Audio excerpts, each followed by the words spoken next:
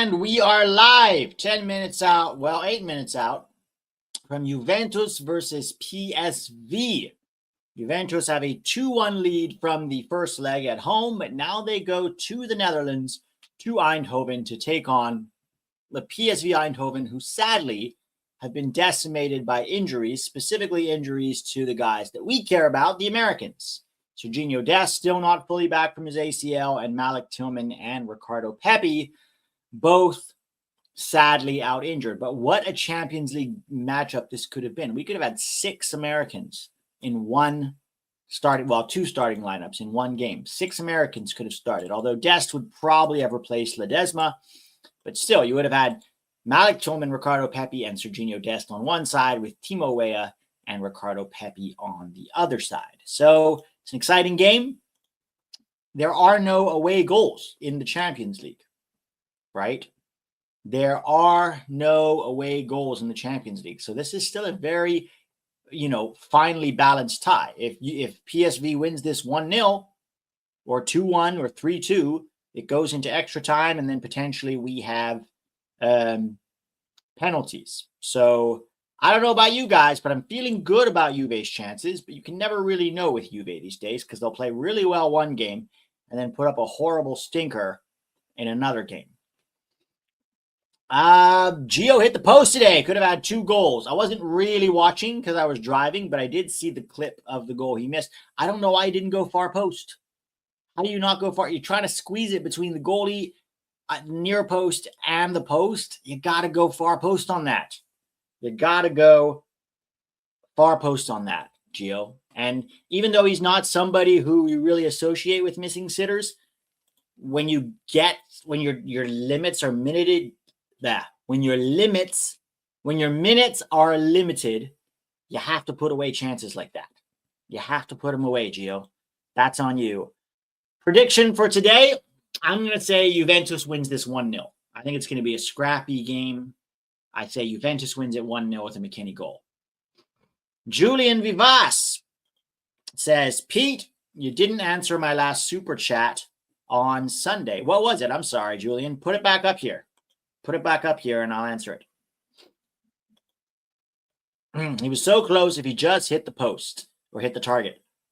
Yeah, I mean, look, that's an easier shot when you're going far post. It's a very tough shot when you're trying to squeeze it between the post and the keeper from that angle. You got to go far post there. Jacob Hughes. He's got to leave that team, man. You can see the judgment from teammates. I mean, I don't know about that. But yeah, he's got to leave. I mean, they don't believe in him there. And it's probably right now, at least not his level. Although their level is quite poor. They're a mid-table German team right now.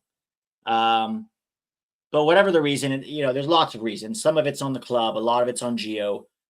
It's time for a fresh start. And a fresh start at, somewhere else that really wants to play with a 10 and doesn't have a better 10.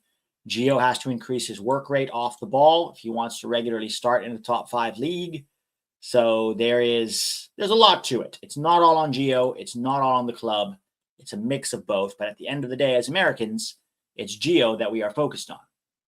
And so hopefully Gio can get a good, find a good situation this summer. It was about McKennie having options in Italy, says Julian Vivas. Apparently, Philadelphia Union turned down European offers for him. So just to be clear, those offers from Italy were from the Italian 2nd division, okay? And apparently, monetarily, they got a better deal from Houston.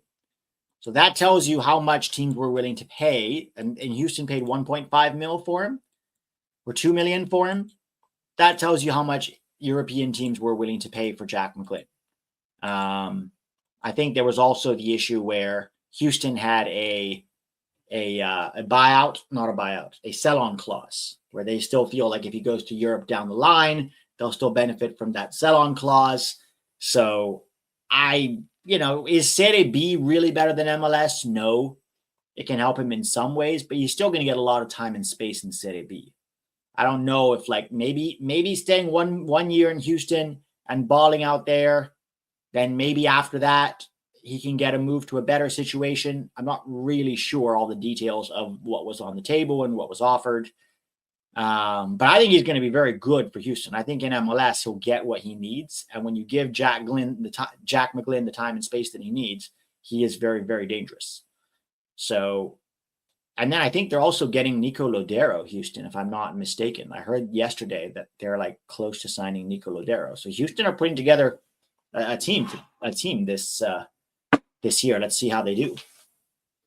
Let's see how they do. All right, so starting lineups. Oh, yeah, let me do starting lineups.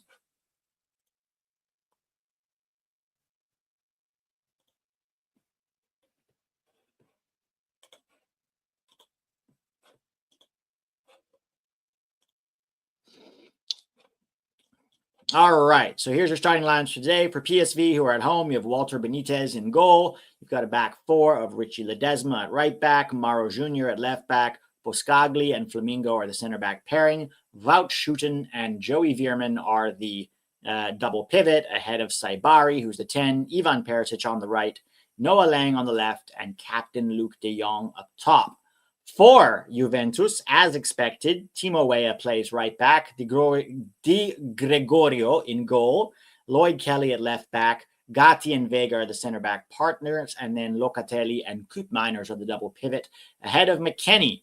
Nico Gonzalez on the left, Conceição on the right, and Kolo Muani up top.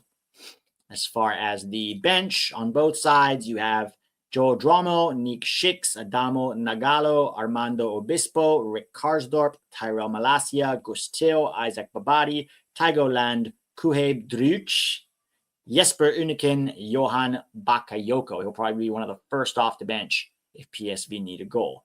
For Juve, you have Carlo Pinsoglio, Mattia Perin, Andrea Cambiaso, Jonas Ruhi, Nicola Savona, Kefren Turam Ulien, Dusan Vlahovic, Kenan Yildiz, and Samuel Mbangula. So a lot of decent options on both benches there. And here we go. Dest wants to join Juve after World Cup, he said. Do you have a link on that, T? I might have missed that. I don't know if I ever heard him say that. Game is about to kick off any minute now. Let's get the clock going here for y'all's benefits.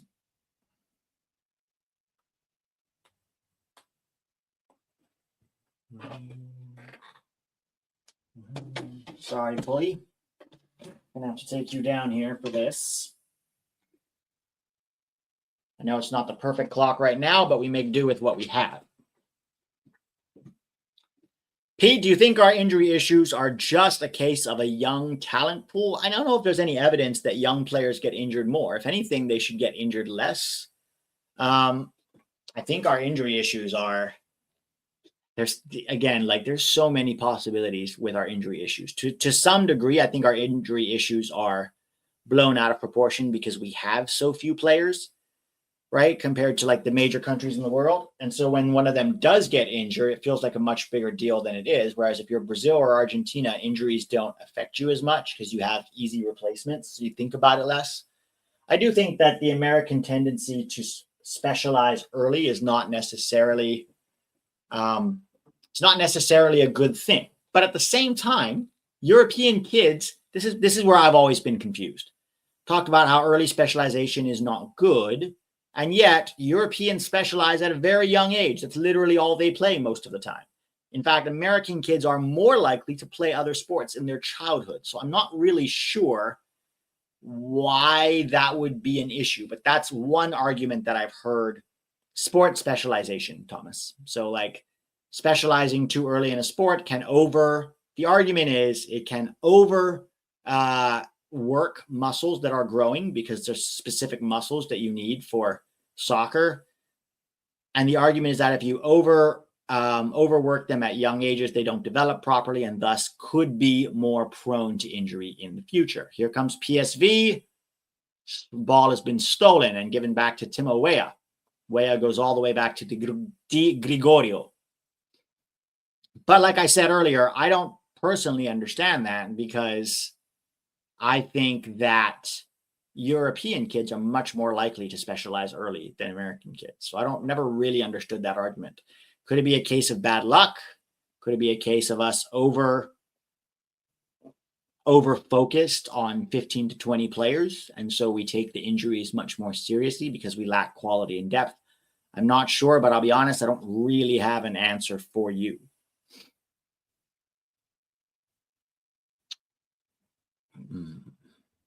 All right, PSV starting brightly. Saibari cutting inside, tackled, but it falls to Joey Veerman. Veerman to Perisic. Perisic with the cross, headed out. Richy Ledezma still has it. Richy Ledezma finds Perisic and then overlaps. Creates some space. Perisic with another cross, headed it out again. Juve starting under some pressure here from PSV, who have come out of the gates firing. Can Juve weather this storm?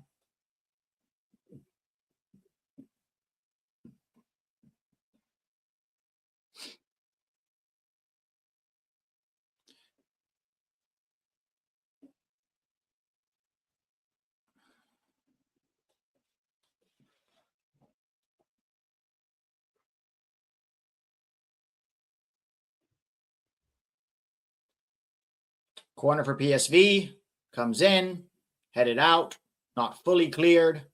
Weah knocks it out for a throw.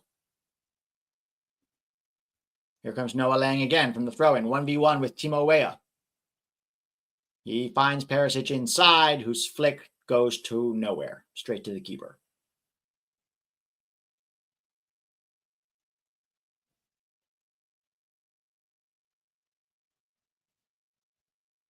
I know it's not very clear right now, the minutes, but we'll make it work. Kolomuani trying to hold up the ball, but it goes out for a throw, and that will be PSV throw-in near the halfway line. Peter Bosch does not look happy early on.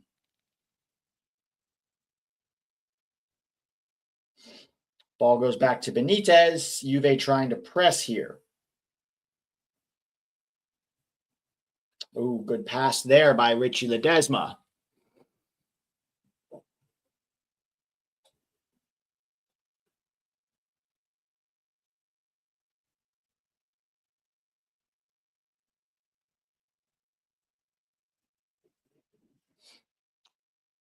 All right, here comes PSV.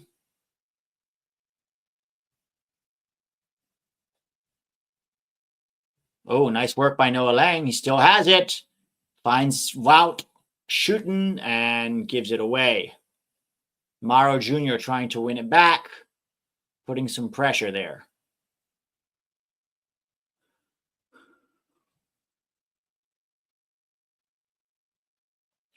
Pete, will you be considering an FM Football Manager stream at some point? I don't really play Football Manager. I don't really have the time, honestly. Also, I don't know how popular it would be.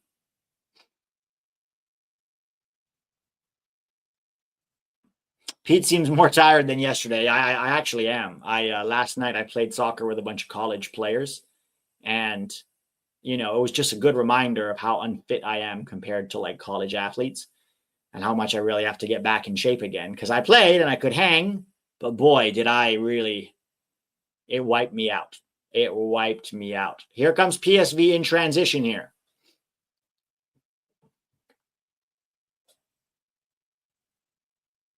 Juve picking up the ball. Thiago, Pete playing soccer. I would pay for see that. I used to be a lot better. Ever since my ACL, I'm telling you, I feel like a baby deer out there. Like even when I run, I really feel like a baby deer ever since my ACL. It really took a toll on me. I think if you do your ACL in your mid-30s, it takes much more of a toll than if you do it in your like mid-20s. And also, it's not like a pro athlete where you literally have the best, trainers and physical therapists in the world to get you back to your full shape. So you're not really getting back to your pre-ACL self, no matter what you do. And I don't have the time to do extensive physical therapy. I did the basic physical therapy that most people do. No, I usually play right back or sometimes the 6 AB, because I'm not the fastest. So the problem is at right back, I'm a good crosser of the ball, but I get beat too easily 1v1. So I can't get too tight. So what I end up having to do then is, because I can't get too tight, I have to stand off a little bit in order to not get beat, but then they get more space to put a cross in. So that's the problem with me at right back. very fast wingers can beat me. I'm not the quickest. But as a sixth, at least I have a little bit more of a command of the game and I can distribute much better. But the problem, again, with being slow is defensively, it's a problem. It's a big problem. I would have to probably play alongside a more defensive six. Think of me as like a Pirlo. That's more where I'm better. Not obviously his quality, but in terms of profile, that's more what I'm good at. But obviously not good enough to compensate for my defensive liability. I'm a defensive liability. Even though I try hard on a full game, on a full field 11v11, my lack of speed is a real issue. And it bites me in the ass.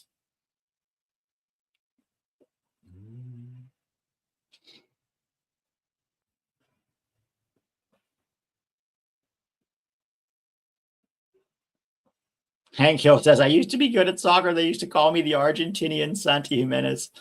Lols.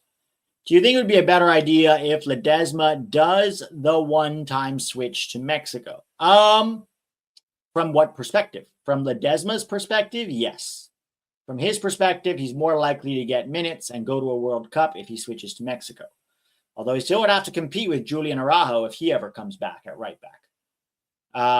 So that might be an issue. Because with the U.S., he's behind both Dest and at least Dest and Scally. And depending on the coach, they might see other players ahead of him. Although for right now, I think he should be third. In the depth chart at right back. All right, Noah Lang comes down the left. Ooh, decent attempted cross. And that'll be a goal kick.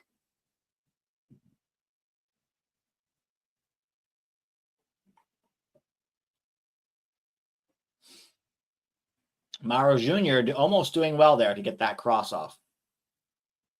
Almost.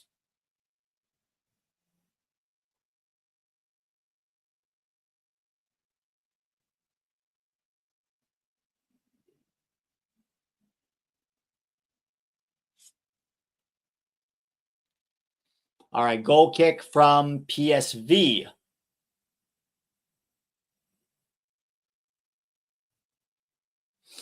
Yeah, R. Lubin with the good point there. Reality is, if something happens to both Dest and Scally, Yunus Musa, Tim Weah, Weston McKennie, Chris Richards, Tyler Adams, we have lots of guys that can play right back in a pinch, right? We're probably not going to drop too far down the depth chart. We just sort of use the players that we have available. Great question, Enrique. Let's see where the likes are at. 25 likes. Guys, there's over 100 people in the chat now. Come on, let's get that up to 50 at least. We want as much depth as possible to be safe. We have lots of guys and a lot of injuries. Can't hurt to have more. Agreed. But in terms of actually playing, probably we're talking about, instead of going down the depth chart too far in order to cover for minutes, you probably just end up moving some players around. All right, we got it up to 38, guys. We're getting closer. MLS is our depth. Not at right back, Jar. At right back, the depth is Richy Ledezma, Brian Reynolds, and Marlon Fossey. So there are 5 right backs before we even need to touch MLS. At left back, too. If you look at left back, we have what? Anthony Robinson, hopefully Nathaniel Brown, if we get it, John Tolkien, Christopher Lund, Caleb Wiley. So you're talking about 5 guys before we even have to touch MLS. Are you forgetting Dorsey at right back? Exactly. At center back, what do we have? You have Richards, McKenzie, Ream, I guess, but he just moved to MLS. And then you have Trusty, you have CCV, and you have Noah Kai Banks. So you have 6 center backs before you have to touch an MLS center back. Although technically you're right. Tim Ream is a MLS center back. And then in midfield, it's not even close. Like the chance of an MLS midfielder getting on the pitch. Oh, Vega is off injured. That sucks. Vega's off. Okay. Yeah, in midfield, I mean, look at your defensive midfielders. You've got Adams, you've got Johnny, you've got Aiden Morris, and you've got Tessman. And then probably Leonard Maloney. So you're talking about 5 defensive midfielders, not to mention that Musa can also play there, right? But let's say if we're talking pure defensive midfielders, that's 5 right there. Then if you look at 8s and 10s, because they're kind of used interchangeably, you've got Musa, you've got McKennie, you've got Gio, you've got Tillman, you've got Aronson, you've got Paxton, you've got Busio. At least those 7 before you have to touch an MLS player. So that's great. At wing, you have Christian Pulisic, you have Haji Wright, you have Tim Weah, you have Alejandro Zendejas. At least those 4. And frankly, Musa can play wing too. He has played wing for Poch. Gio can play wing. McKennie can play wing. Aronson can play wing, right? But if you talk about just pure wingers, you have at least 4 before you have to touch them. And frankly, what MLS winger would you really bring? Like, what MLS winger is even in the conversation? In the 2022 cycle, you had your boy Paul Arriola and Jordan Morris. But now, what MLS winger is actually even in contention to be a part of the national team? Cade Cowell is not even in MLS. Maybe Caden Clark, but even Caden Clark, did he really impress that much in January camp? Not really. So it's like, who else do you like? There's not really an MLS winger.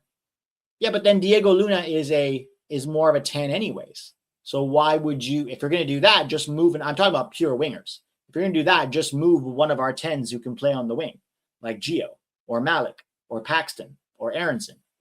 Brendan, I mean. Morris is playing at the Club World Cup, big stakes. Yeah, man, there's a lot.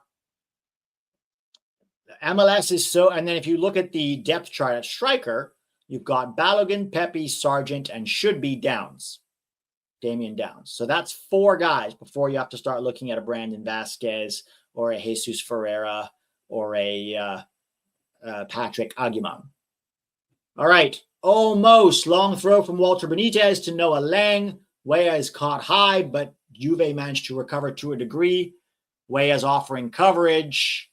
And Noah Lang is bodied out. It'll be a quick throw-in.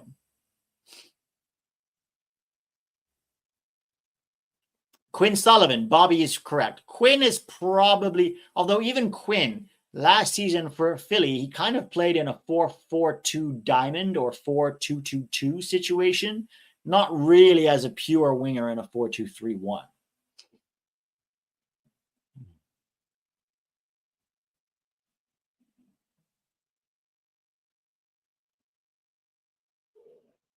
All right, PSV attacking down the left here. De Jong with the hold-up play. 15 minutes in, and neither team has created a huge chance. Richy Ledezma gives it back to Boscagli, who in turn goes all the way back to Walter Benitez.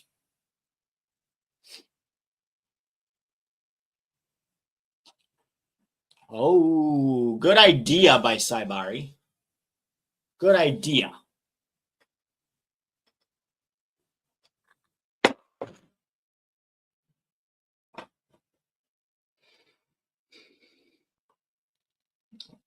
It looks pretty back and forth. There's not a clear team in the ascendancy right now. But as I say that, Tim Weah gets the ball down the right. Swaps passes, gets it again. Can he put a cross in? He does. Oh, good chance created by Tim Weah, but Kolo Muani heads over the net. Tim Weah doesn't get enough credit for the chances he creates. He created another really good chance last game against PSV where he beat 3 players, intercepted the ball in his own half, beat 3 players, and put on in a cross that Muani. Was it a little tough for Muani to get over that? It was maybe an inch or two too high, but still good work by Timmy there. Thoughts on Fossey getting another shot in Nations League since Dest won't be back 100%? I think that's fair. I think if Dest is not like playing this weekend, like if he's not on the bench this weekend, he's kind of running out of time. So yeah, Scally will start, and then who do you have behind him? Maybe a Marlon Fossey, maybe a Brian Reynolds, maybe a Richy Ledezma. One of those three should probably be there. At this point, I think Ledezma has earned it, unless he wants to file a one-time switch and go play for Mexico. Shaq Moore, oh God, save us all. Imagine Shaq Moore in an actual USMNT camp in 2025.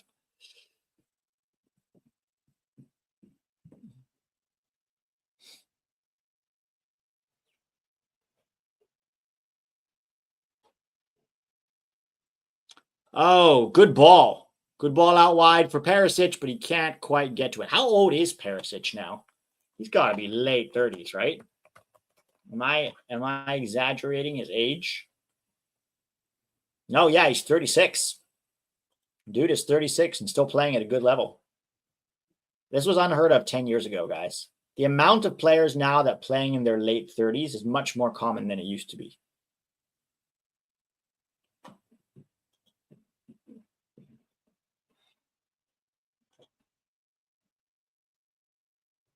Brooks Lennon. Oh, God. Nice ball. Very nice ball from Wout shooting there. Cuts inside. Oh, come on. Noah Lang. Shoot. Blocked. And the follow-up is way over the bar there from Perisic.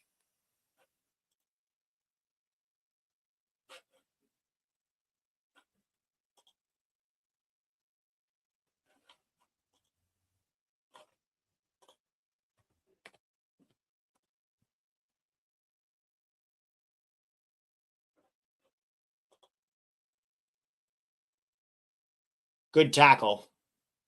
Good tackle there.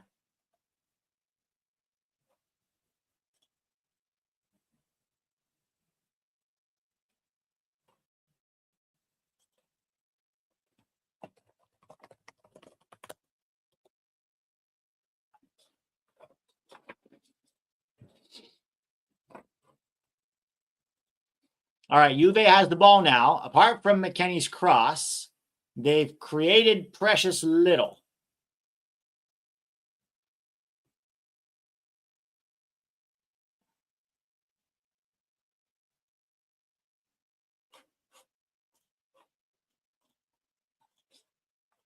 Oh no, is Ledezma okay? He's limping.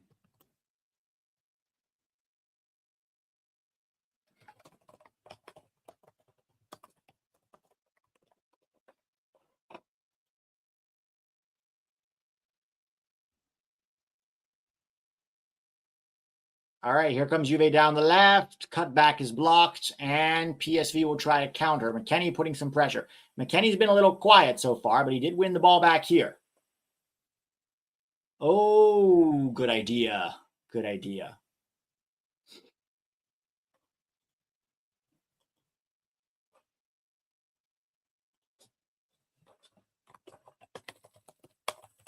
Oh, here they come down the left. 1v1. Give it to Timmy. He's right there. Timmy's free. There you go. Timmy lays it back. Oh, almost beat. Tackled. No pen, says the ref. No pen. Pete kind of getting that Landon Donovan hairline. Excuse me, my hairline is just fine. I got plenty of hair. Please do not associate me with Landon Donovan's hairline. Good Lord. Talk about an insult. Oh, not a penalty. There was contact. There was contact, but not a penalty. Not a penalty.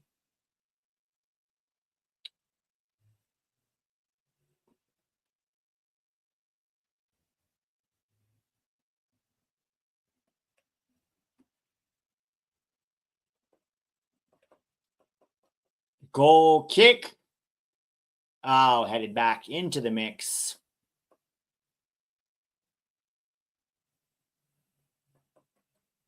Oh, good attempt to turn by Joey Veerman, but definitely fouled there by Nico Gonzalez.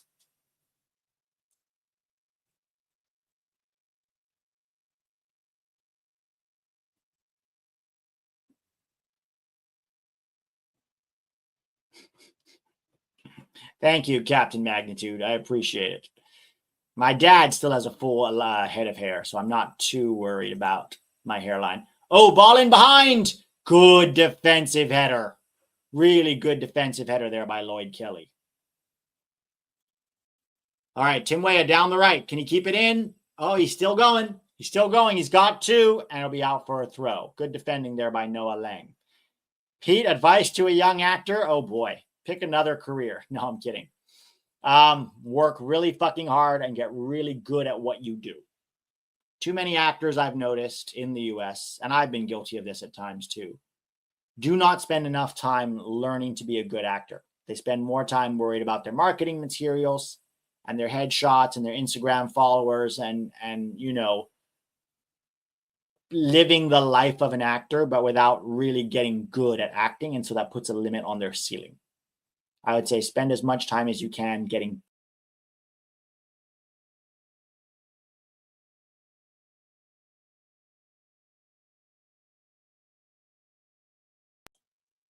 Well, that was fun. I apparently kicked myself out of my own stream.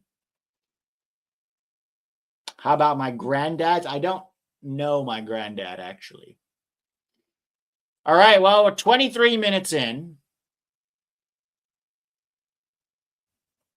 J. Crew, oh man, that was some great insight.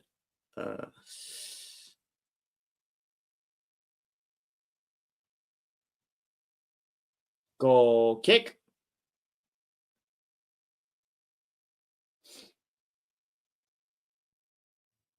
PSV looking over the top. Neither team, we're 24 minutes in, and neither team has really created a clear-cut chance apart from Kolo Muani's header, that Weah setup. McKennie helping to win the ball back. PSV putting a lot of pressure on Juve every time they have the ball. The press is really well organized, and it's a very intense press. What do you think of Weah as wingback and Scally as right center back? I'd like to see it tried. If we're going to play a back three like we did in the last few games.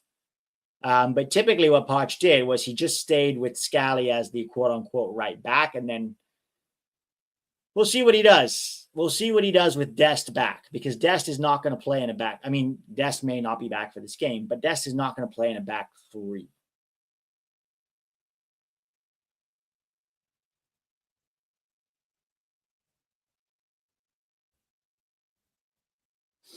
Long ball over the top to nobody from Di Gregorio.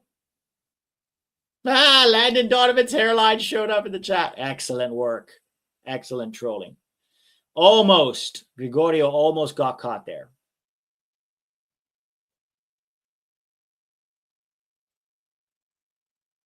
Ball over the top.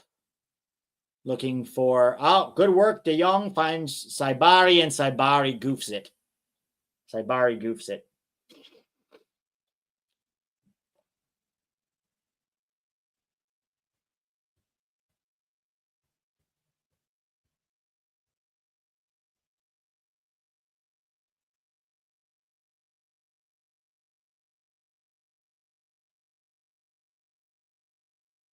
Oof.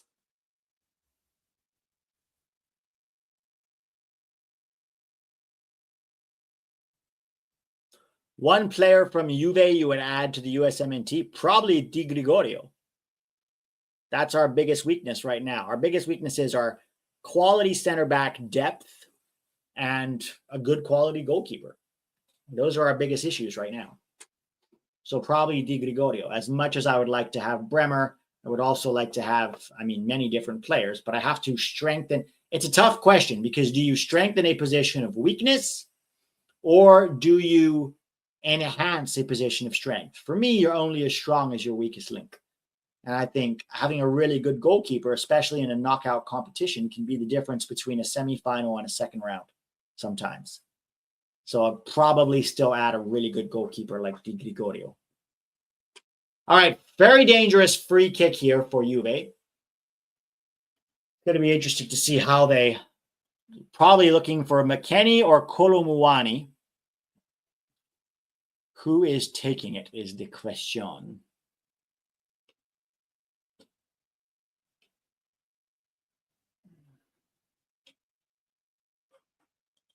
Floated in straight to Walter Benitez. Not a good. Oh, shit. McKennie's down. Fuck. Is he down or is his foot just out of his boot?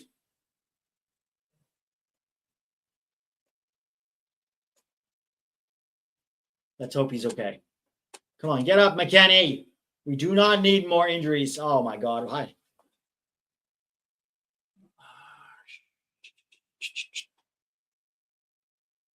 I think his boot. Someone stepped on his boot. I hope he didn't do his Achilles. I think his boot just got pulled out from under him. Yeah, he's fine. Hobbling a bit, but I think it was more that his boot got pulled off than any serious injury. Whew. Keep going, McKennie. Keep going. You're fine. Yeah, he's running now, sort of.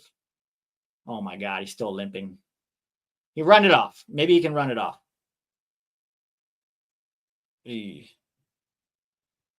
Come on, run it off, McKennie. Run it off. Do you trust the USMNT in a PK situation, Pete? It's hard because we've never seen the US in a penalty shootout. When was the last time we had a penalty shootout? I guess Panama, but that wasn't really the USMNT. Panama in the Gold Cup. That was a weird.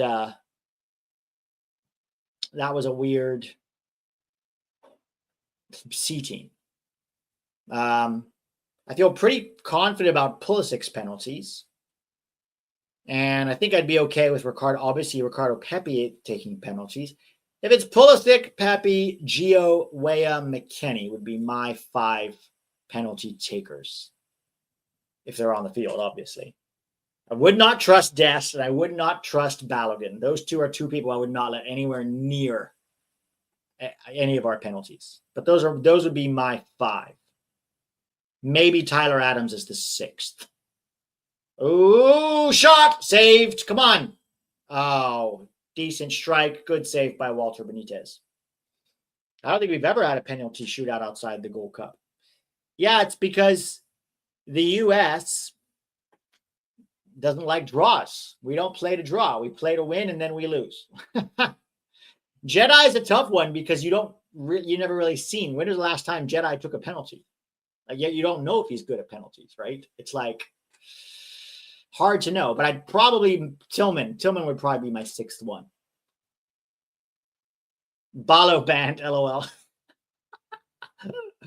Balogun and Dest would be like the last 2 on the roster. Like I would let Ethan Horvath take a penalty before I would let Dest take one. Dest would try to Rabona it into, and he would Rabona it straight into the keeper's arms. And then he would put it on a highlight yesterday. It's like, I missed, but it was a really nice Rabona. I think it's a nice thing to try it. That would be Dest. Okay, can PSV counter here? Attempt 2 goes out for a throw.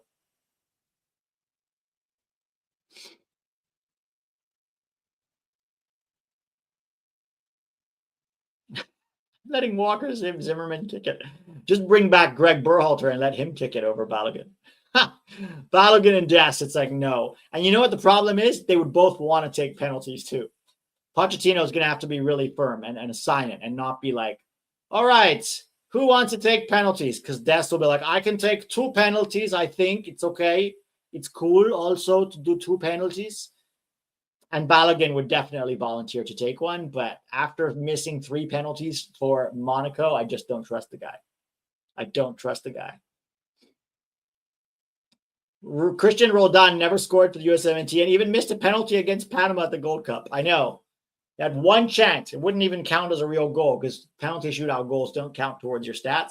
But at least he could put it in the net 1 time in his 39, 45, whatever it was, caps, over 40 caps. And even then, he couldn't do it. I think Poch would sub himself on to take a pen at that point. Would you be able to do back passes for a penalty shot? No, you have to shoot at goal. Scuff's going to talk about your accent again, Pete. Be careful. Honestly, if they are so hard up for content that they're talking about my accents, then good for them. I'm glad I'm creating something for them to talk about. How was Gio's performance today? I actually didn't watch it. So you'd have to ask somebody who watched it. I only saw the post when he hit the post. I didn't actually watch his performance. So somebody else will have to educate you on that. Here comes PSV down the right. Saibari. Out. Throwing. So at Joe. What's the score, DK? It's still 0-0. Oh, I should put the banner up.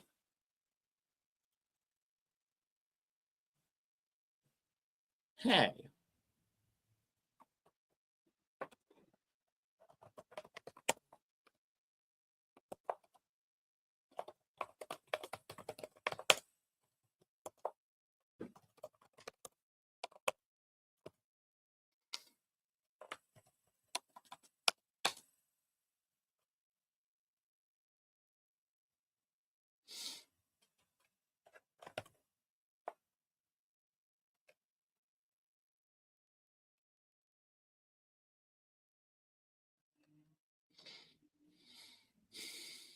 Oh, good cross. Oh, my God. That was a very interesting chest down there. Whew. Was that Coop Miners? That was very nearly a goal.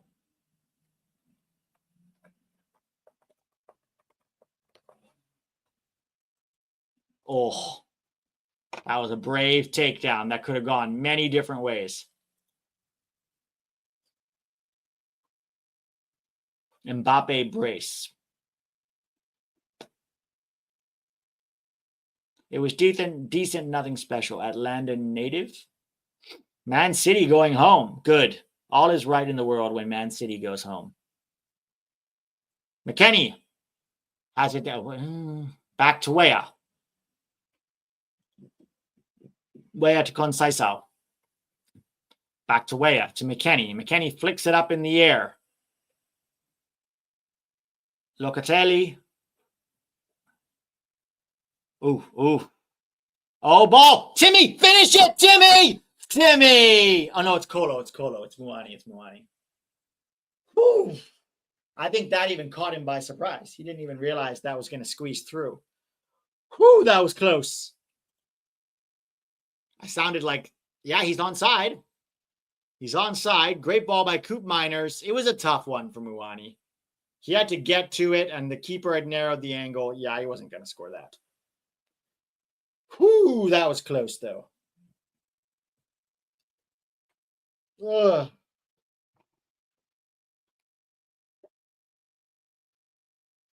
What's that kid in South Park?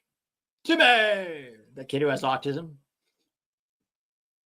This is no live football, says SJE. No, this is a live watch along. Who's asking for shampoo, Rex?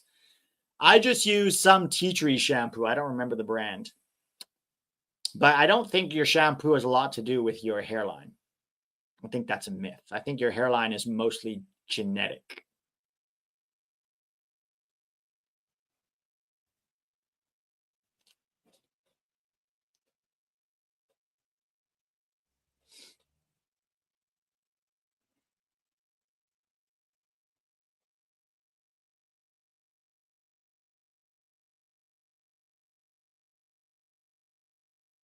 Ball, McKennie. McKennie can't hold it up. And they've lost the ball again. So Madrid winning 2-0 right now. Let me double check. Right now, yes, it's Real Madrid 2, Man City 0. Mbappe brace. What minute are you at? Right there, 35-22. That's where we're at.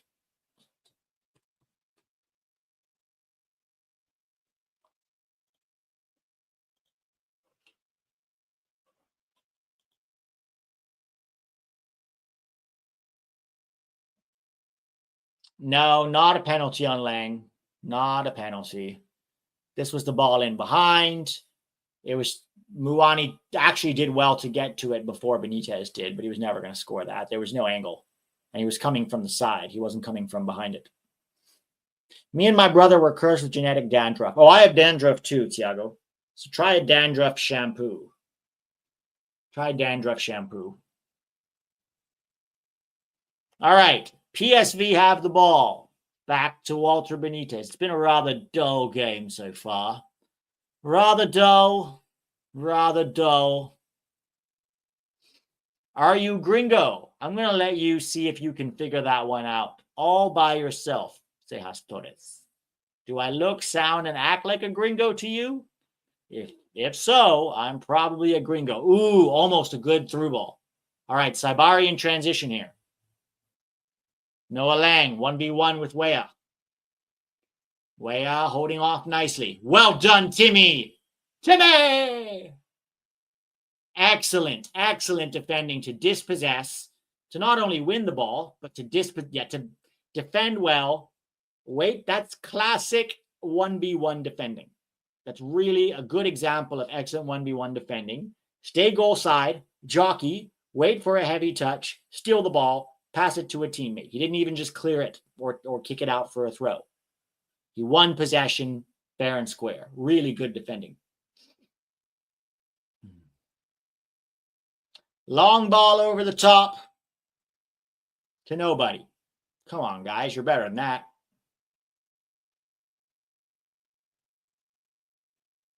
Shaq Moore does it better. You remember when Brian McBride said Shaq Moore was our best 1v1 defender? Couldn't even make it in the Spanish second division, while Juve does well, while Weah does well in the Champions League. But he's our best 1v1 defender. I think Brian McBride Derek said that he heard that even CBS was like, okay, Brian, don't shill that hard. Like, you shill, but don't shill to the degree where you're like, it's so obvious that you're shilling. Don't worry, Casey Keller has that role now. Casey Keller, you can tell, is still really upset that Greg Berhalter got fired. He was so mad after that Jamaica win. So mad. Kind of pathetic.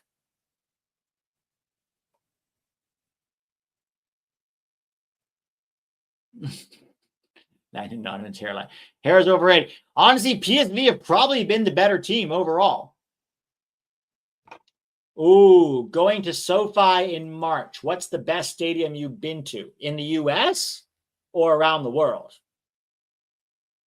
I've been to Stamford Bridge. I've been to Spurs Stadium. Both of those were very impressive.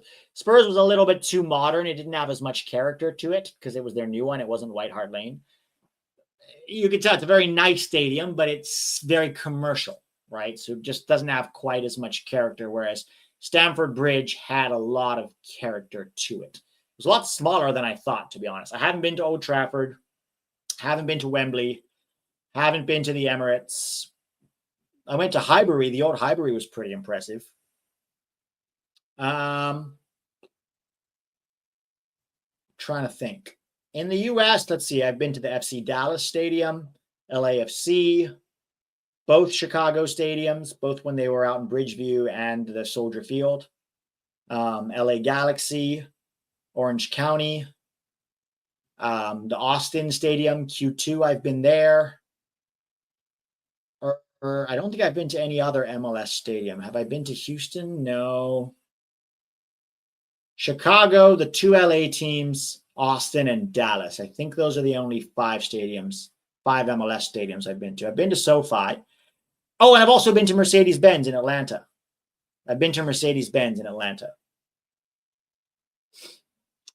Perez. Oh, boy. Scuffed is really having a field day here. 11 Yanks. The guy from Scuffed. Was it? Okay, when you say the guy from Scuffed, are you talking about Adam? Or are you talking about, what's his name? Velasquez. Was talking about you yesterday, and I called him out on it, and he blocked me via email. Well, that doesn't surprise me at all. Dissent. Scuffed. I didn't realize they were still this obsessed with me. I didn't think they thought about me at all. I'm actually kind of flattered, to be honest. I'm very flattered. And if it creates content for them to give to their Patreon supporters, then good for them. Good for them. I'm happy to be a little part of their monthly income. All right, Juve down the right. Bless their hearts. Adam, who's been in the channel. I don't think I've ever had Adam in the channel, actually. No, I've never been on his podcast, and I don't think he's ever been on the channel. But again, if they need to talk about me to drive engagement, that's okay. He said that he isn't a fan of you making fun of cultures with your accents. Please, what I'm very curious about is which culture he thinks I've made fun of with my accent. because most of the accents I do are of other Americans. So I'm not sure which culture he thinks I'm making fun of.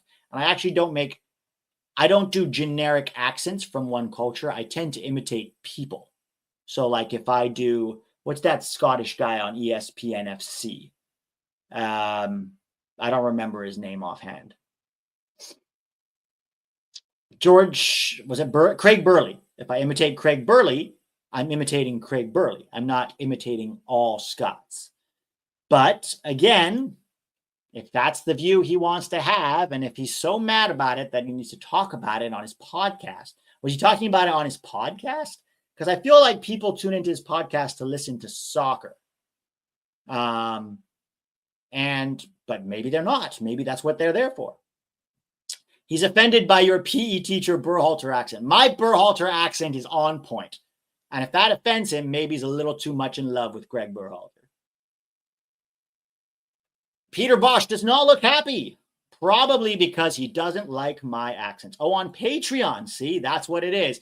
On Patreon, he's got to make sure to, hey, if that's what people are paying for on Patreon, give the people what they want.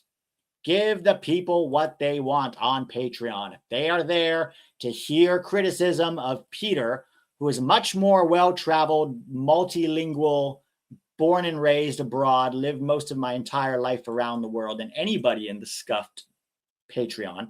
And if he thinks my imitations of people are me making fun of any cultures, then he clearly doesn't actually watch the channel. I bought a massage gun for my new job as tactical manager SC. Uh-oh, Jeff. I don't know if that's officially been rubber stamped by tactical manager SC. I don't know. You have to talk to him about that. I don't think we've officially signed you yet. He just increased his Patreon pricing, so I don't think I will sub back. Why did he increase his Patreon pricing? It's already much more expensive than mine. I think it was $2, $5, and $10, right? $2, $5, $10. Mine is, I think, $1, $3, and $8.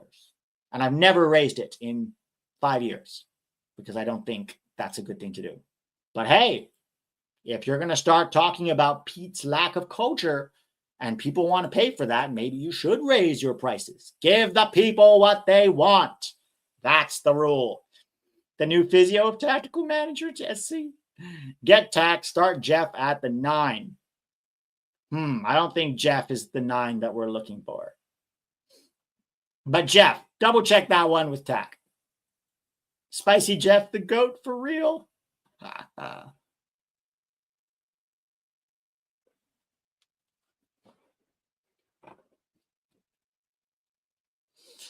All right, this is how bad the game is, guys. We're literally talking about dandruff shampoo and scuff. All right, PSV down the left. Noah Lang, 1v1. Gives it to Mauro Jr., who's crossed. Oh, missed by Saibari. They still have it. Perisic being shadowed. Gives it back. Oh, headed out. All right, in transition now. Here comes Conceição. Weah making a good diagonal run. He ignores it. Oh, you should have passed it to Weah there.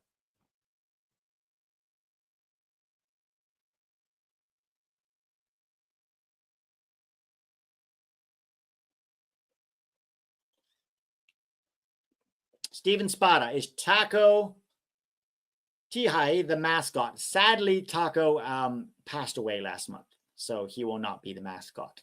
He had cancer for a while, and we tried to save him, but it was a very aggressive cancer, and it was a type that you can't really save anyways. So, yeah, sadly, no Taco.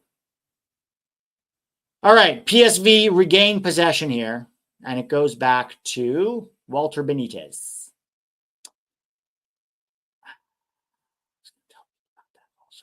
Pete making fun of accents was disrespectful to different cultures and different upbringings. That's adorable. That's okay. Let Adam say what he wants. Adam knows very, very little about me and my cultural upbringing, but let him sound off. Let him sound off. If he's only doing it on Patreon, it's very obvious why. All right. Oh, Saibari. De Jong shoots, blocked. Oh, thank you, Steven Spada. It's okay. It was about 5 weeks ago. It still hurts a little bit, as anybody who's lost a pet can imagine. It's really rough, man. Obviously I knew it was going to be rough, but I don't think I was prepared for how rough it was going to be. But, he's not in pain and suffering anymore, and that's what matters, right? But thank you for the condolences. I appreciate it. And at some point, we will probably adopt another dog, but it's a little raw right now. So, halftime already? Wow. Halftime already, guys. Yikes. Stop. Halftime already. And not much happened in that first half. Like, what was let's take a look at the XG. Let's pull up Berhalter with his effeminate accent. Was that was he mad about New Jersey culture when I did the Berhalter accent? Maybe he was.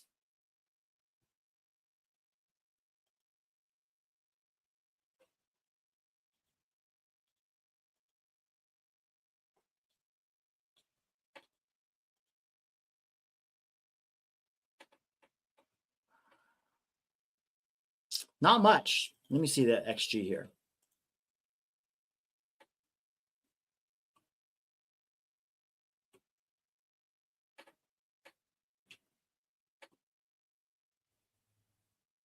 Where's the XG? They used to have it. It must be on stats. Hang tight. Yeah, XG. Oh my God, look at this, guy. So XG, let me pull this up so you guys can see it too.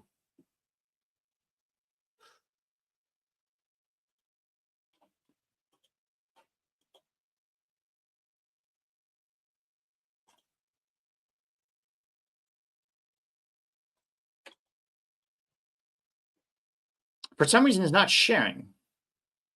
Did I freeze again?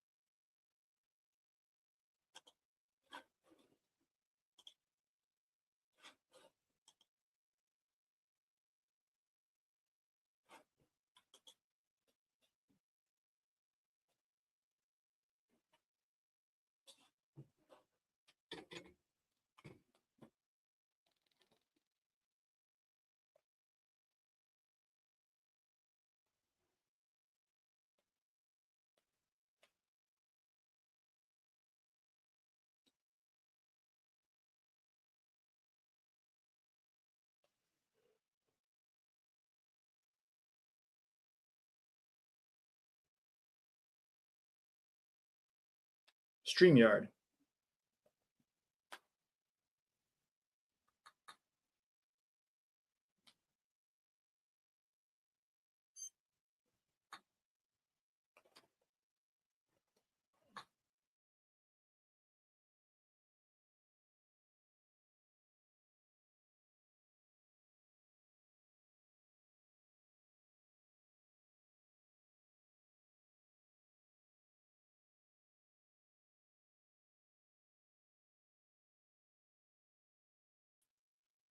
And we're back. And we are back.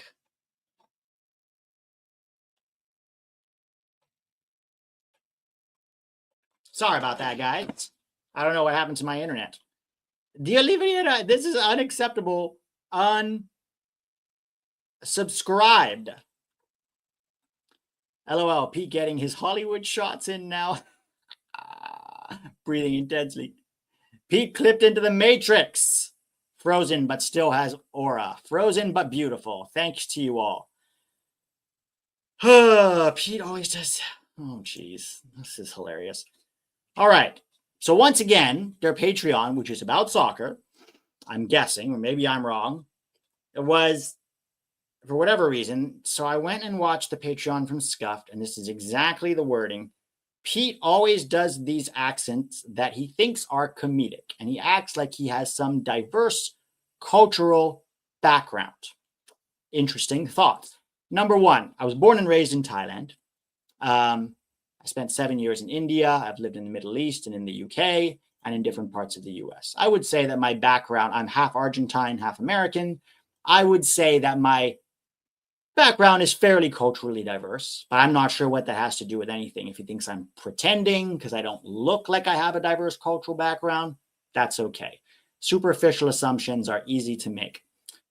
And as far as my accents go, my accents are not of cultures. Most of my accents are of actual people. And most of those people are American, as you may have noticed. Occasionally a Scot, like Craig Burley, or sometimes a guy who's our national team coach, like Maurizio Pochettino. But if that offends him so much that he needs to talk about it on his podcast and vent that out, or on his Patreon, not his podcast, on his Patreon, then he should absolutely do that. You should absolutely do that, because if that is your only way to handle the offense that you take to my cultural background, then go for it, man.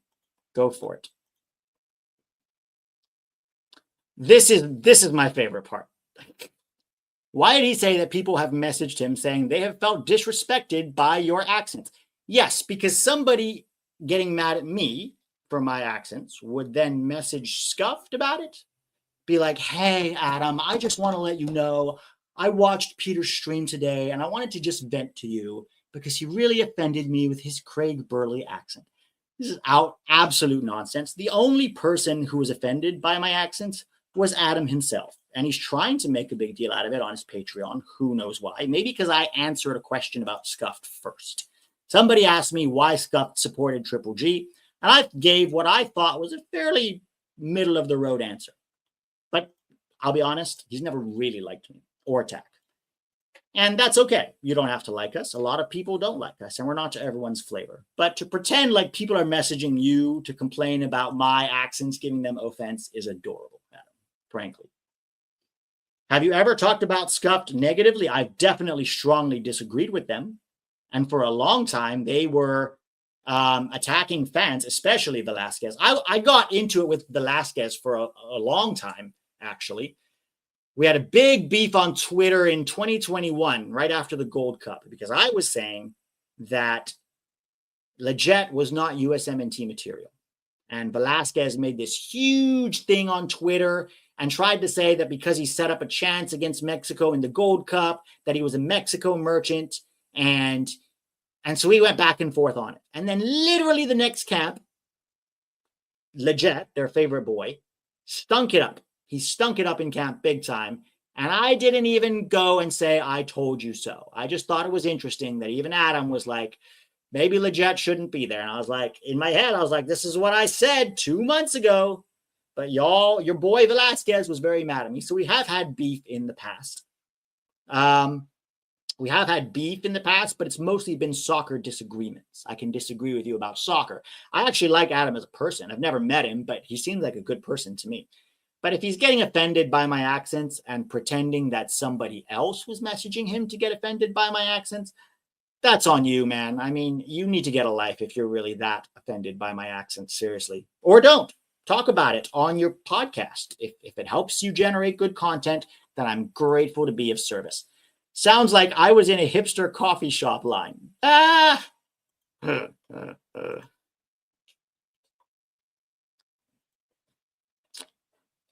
Yeah, I don't like Velasquez much either. I really don't. Adam seems like a cool guy. I've never really been a fan of Greg Velasquez. I think he is very difficult to disagree with because he can't actually admit when he's wrong. And he's wrong a lot. He has a crush on you and he just wants you to notice him. Maybe. I don't know. I don't know what it is. Or maybe he wants more people. Maybe he wants to start drama so more people will subscribe to his Patreon. Hey, whatever you got to do to support your family, man. His name is also Greg. No wonder you love Triple G. Well, it was Velasquez that made the comments, not Adam. That tracks. That tracks. If it's Velasquez that made the comments, that makes a lot more sense. Because I've actually always thought Adam was a decent guy. Just wrong about stuff. Or I disagreed with him about some soccer stuff. But Velasquez is a completely different story. Completely different story. Celebratory African dog speech impression. Yes. And if this offends the cultural sensitivity, you know what? Maybe, no, I'm not going to get into that. Are you sub to the Patreon? No, I am not sub to the Patreon. I have never, I think I subscribed to them for 1 or 2 months. Personally, I don't like it when the majority of your content is behind a paywall. But again, if that's what you need to do to make a living, then do it. And clearly lots of people love their Patreon and support it. So good for them. I did a whole speech. I think I'm going to save my culturally insensitive Greg Berhalter impression for when I'm at the T20 tournament. The T20 tournament. If that's offensive to Velasquez, too bad. A lot of things are offensive in Iowa, apparently. All right, halftime. And guys, as you have noticed, there's not much to talk about in this game because very little happened. It was very scrappy, very back and forth. Both teams created a little bit, sort of half chances, but nothing really clear cut. And this game is still very much in the balance. It could go either way. Oh, he banned you too, said Mick. Mick also got banned. Well, that's tolerant. They ban you from the Patreon if you disagree with them. That's 2 people already. Interesting. Maybe that offends me. Maybe other people have messaged me telling me how offended they are by them banning people from their Patreon. Weah has been defending well. That's probably been the highlight of this game so far. Really good defending, and he also probably created Juve's best chance, which is pretty consistent with how Tim Weah has been performing this year. Sup, guys? Who got banned from where? Oh, it's a long story. I'll let you tell them in the chat. But they got banned on the scuffed Patreon for disagreeing. Klinsmann step on their toes. Yes, maybe that's offensive to them too. Is Adam the fat dude? No. That's not Adam from Scuffed. That's Adam, our buddy. We know Adam very well. He's been on mine many, many times. It's USMNT_Stan on Twitter. They're talking about Adam Bells of the Scuffed podcast. Cubone Maker, I've heard from others in the Discord group that they've been banned for critiquing Triple G. This does not surprise me. This does not surprise me. Antonio, I got banned from Scuffed Patreon. Oh, that's who it is. Okay. Because I clipped something they said and quoted it on Twitter. Antonio Banderas. Oh, Scuffed. Never heard of it. Adam, our buddy, is a great guy. Nobody gives better basketball analogies and relates them to soccer than Adam. Adam, USMNT Stan, to be clear. Pete, can you do an Anthony Kiedis impression? I've never even heard of it. Landon Donovan's here. I got banned from Supercuts. I don't even know, James. Hello, Pete. Do you think Poch is really talking to Brown, Chase, and Downs if you had to guess? Ooh. I don't know. I really, really don't know. I wish.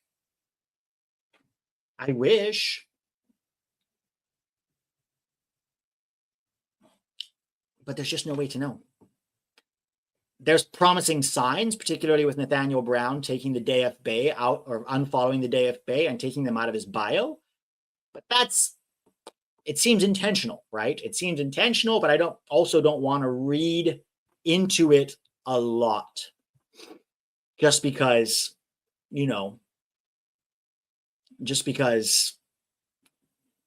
it's hard to know. And we've been disappointed before. But I'd say it's a positive sign in the right direction. T, you visited Argentina a lot. No, I've never been. I've never been to Argentina. It's on my bucket list. South America in general is on my bucket list. I really want to go to South America. I've never had the opportunity to go, but definitely I want to go soon. Especially because my dad is Argentine. And that's like 50% of my blood. But I also really want to visit Brazil. Rio de Janeiro, I really want to go. Sao Paulo, I really want to go. Bahia, I really want to go. My dad lives in the south of Brazil right now. My biological father, at least. I want to see a River Plate. I want to go to a River Plate game, a Boca River Plate game. I don't know how easy that will get to. My friend got banned from the Anaheim Ducks Panda Center in 2007. He was back inside wearing a Kings jersey the following month or two when the next Freeway Series match was. Do I speak Spanish? No. No, I don't speak Spanish. I speak Hindi and Thai, but not Spanish. Go to Suriname. Sounds intriguing, Shifaro. Why Suriname? You're welcome in Brazil anytime, says Blaze Allen. Thank you, Blaze. I really want to go. Brazil is probably my #1 bucket list place right now.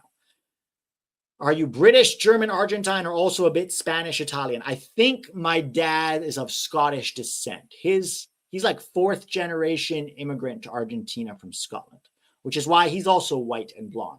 He doesn't look Latino, which is why I don't look Latino. USA versus Canada is going to be crazy tomorrow. That's the home game, right? Okay, second half is about to kick off any minute. Let me make sure I get this ready.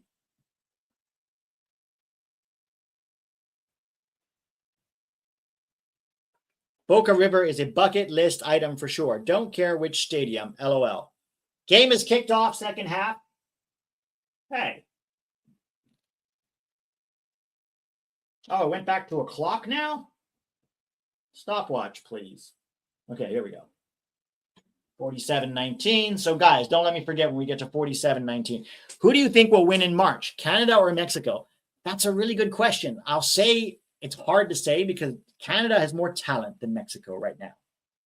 Canada has more talent than Mexico. I just don't. It's one game, right? Anything can happen in one game. So let's see what Jesse Marsh in this Canada team does. But I will say Canada's been very, very impressive. Very, very impressive.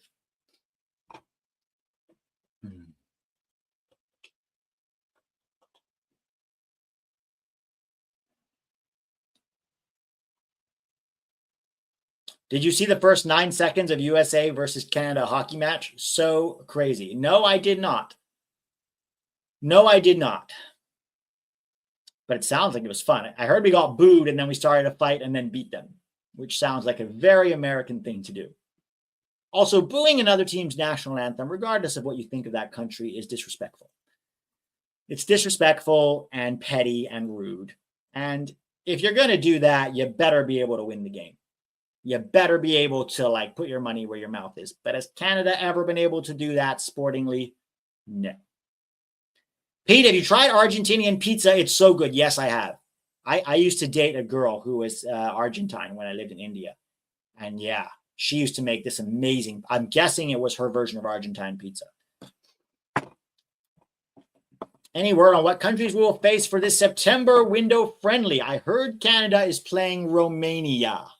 Ooh, I don't know, but I heard England might be on the, or I heard England was going to be on the cards, but it's not confirmed yet. Ban the drones and Canada will lose. Mexico air defense of maple syrup and churros will make them win. I don't know, man. Mexico's not in a great place either. Mexico's not in a great place either. So it's hard to say. Oh, the clock.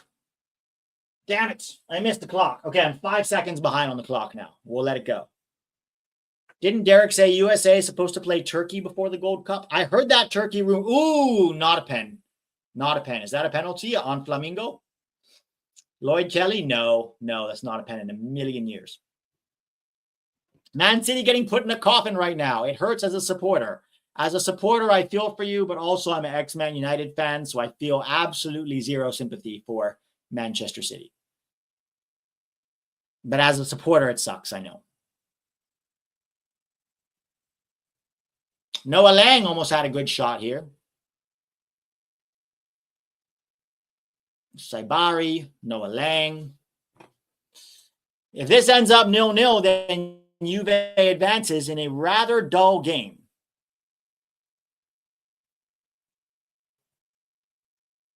YX. It's been a disaster. Manchester United's been a disaster for 15 years. And it was just getting harder. And it's not that I don't support them. It's just become more painful to watch their games. So I've just gradually stopped, watched less and less. And I know some people are going to say, oh, you're not a real supporter if you don't stick through them thick and thin. Call me whatever you want. Life, you get to live life one time. And the things you spend your time on are precious. Why should I spend so much time on something that brings me so much pain? Right? It's just become too painful for too long. I put up with it during the David Moyes years. I put up with it during the Louis van Gaal, Jose Mourinho years. But then lately, it's just become worse and worse and worse.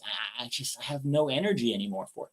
Plus, most of the time on weekends, I'm watching the Americans play, right? So I don't even have time to watch all the USMNT boys playing for their clubs. I definitely don't have time to add another 2 hours for a club that just causes me so much depression because they used to be such a great club and now they are a disaster from head to toe.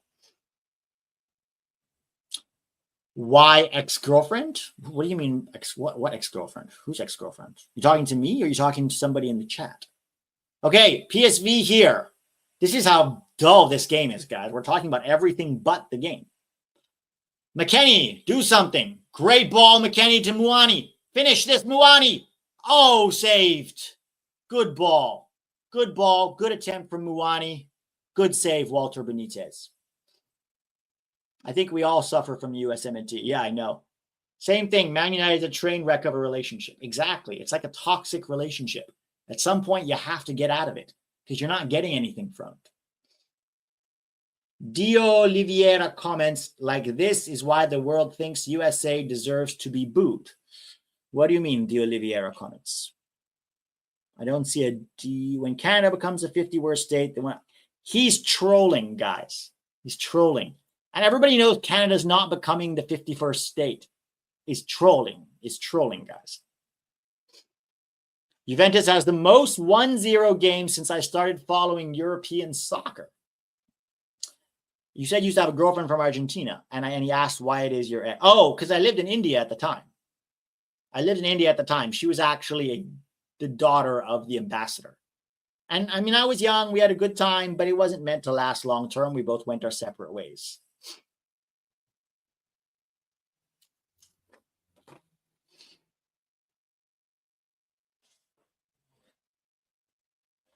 Juve trying to get out of this now. Kolomuani.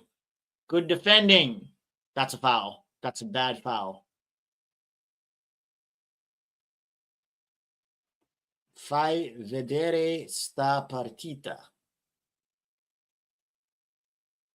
How does Milan beat Madrid away in November last year but lost yesterday? So frustrating to watch. I know, man.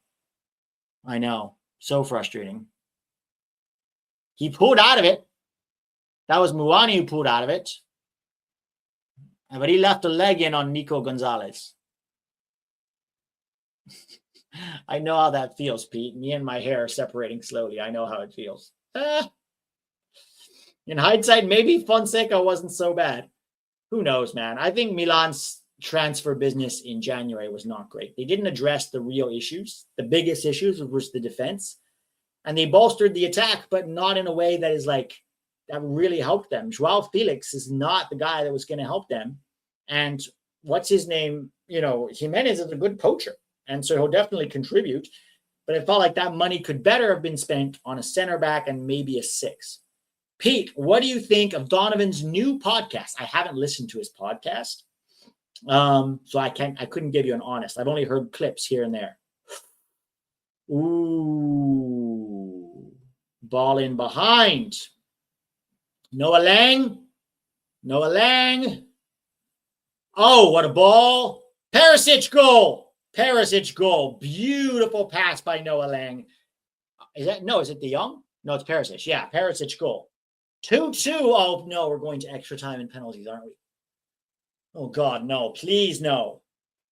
Please not extra time and penalties, guys. I was going to go play disc golf after this.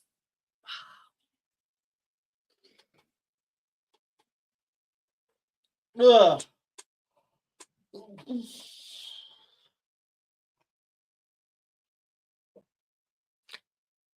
PSV with a very good goal, a very nice goal. Excellent pass by, first of all, very good pass by Noah Lang. Excellent touch by Perisic and very good finish to the far post. But now I'm worried I'm going to have to stay here for another half hour with you guys. That sounded way worse than I meant it to. I want to go play disc golf. If Juve gets knocked out with Milan, it's going to be so frustrating to watch. I know. It will be frustrating, man. We need some Americans. The only Americans that are left would be Gio and Balogun. Play real golf. Real golf is expensive, Phantom Frank. It's expensive, man. Golf is not cheap. Disc golf, all you need is discs. They cost $50 on Amazon, and then you're good to go. And the disc golf courses in the parks are all free. So I much prefer that. I don't want to pay a lot of money for golf equipment and then a golf club membership and all that. Oh, Monaco got knocked out? Then it's over for them too. So there's just Gio left, the guy that doesn't play. Oh, no. Ledezma. That'll be hilarious if the last guy left in the Champions League is not even a US-17 player.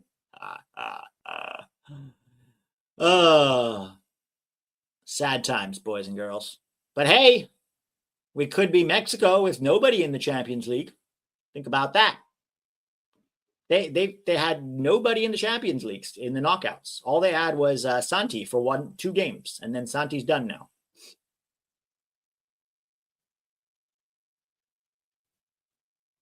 Ooh, another attempt here from PSV that goes just wide. If PSV score again, it's over.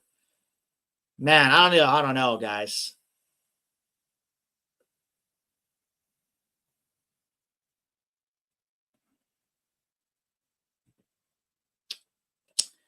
Nate says, it's okay because in my EAFC team, Pepi and Pulisic both have 30-plus goals or in March right now. Love it. Mexico will have someone in the Champions League if Ledezma switches. That is true. But do we really think PSV is making it past the next round? I doubt it. Oh, Kolo Muani, get up. That wasn't a foul. Come on. Pete's impression of Greg, a feminist. Feminist?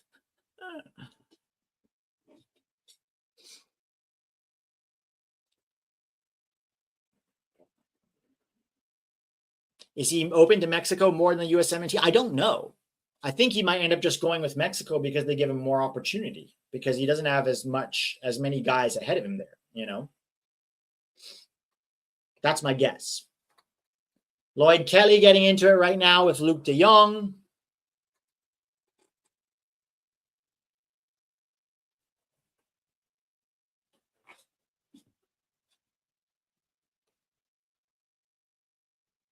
I don't know. Right now, it looks like PSV is more likely to score again than Juve. Honestly, that's my honest opinion.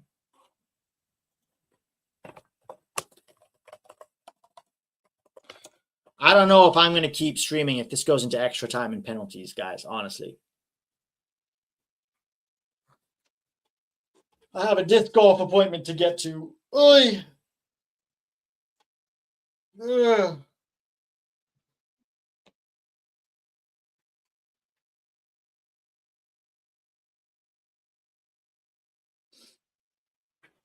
Let's be honest, Scuffed went woke. It's silly. I honestly don't know what happened to Scuffed. I stopped listening to them after they were advocating for Leggett and Roldan and Morris and like shitting on fans for criticizing Greg. So I don't know what they've been doing these days, honestly. I'm surprised they're still thinking about me. I'm actually kind of flattered.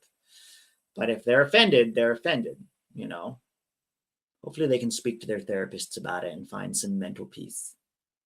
Oh, McKennie. Oh, good idea. It was a tough angle. Good header, tough angle. I played disc golf. No, not alone, with friends. One of my friends, Everett, we're both very, very even with disc golf as far as our levels. So we try to play at least once or twice a month.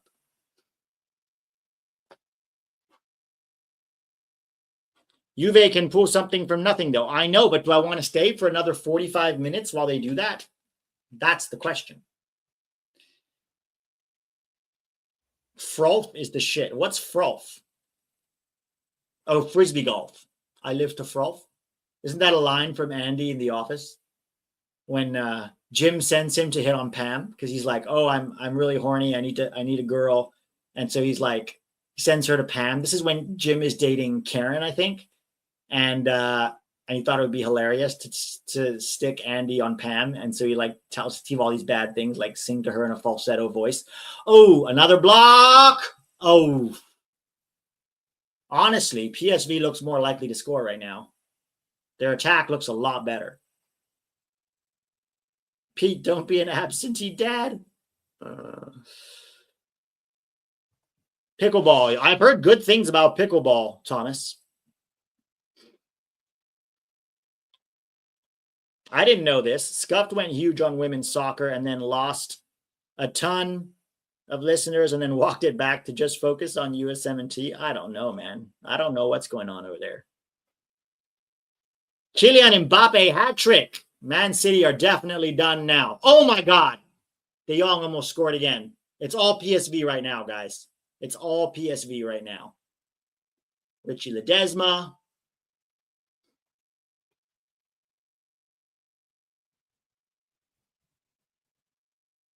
Ooh.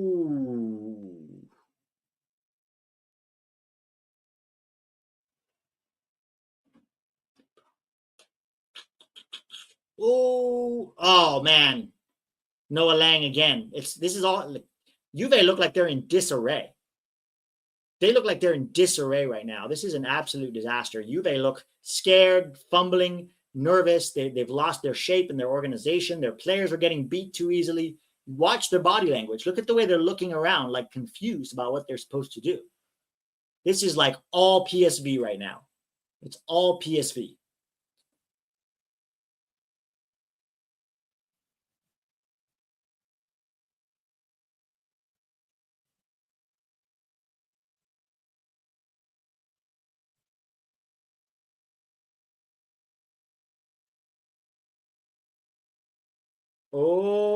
Oh my God. Almost again. Noah Lang just wide with a header. Noah Lang just wide with a header.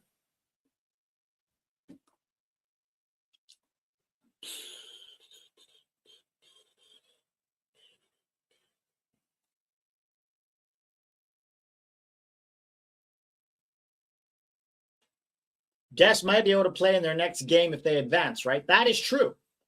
When is the next game? Let me see when the next game is. Depends when Dest is back. But right now, it's still 2-2, and it's going to go to extra time unless PSV or Juve score. Tuesday, March 4th. Yeah, potentially, if Dest is back by then. So not for another 2 weeks, I guess. Club Brugge made it, huh? That's pretty cool that Club Brugge made it. Ain't no party like a Pepi party. McKennie might get pulled. Yeah, McKennie's been quiet today. He's been a little quiet. Oof.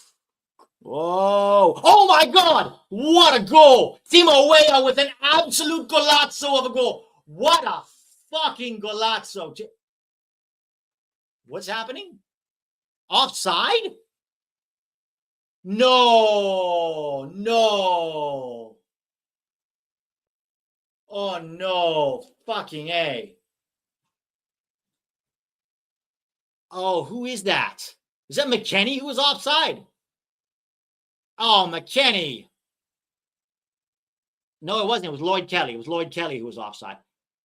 That I don't understand, though. He didn't even touch the ball. He didn't interfere with the play at all. How is that offside?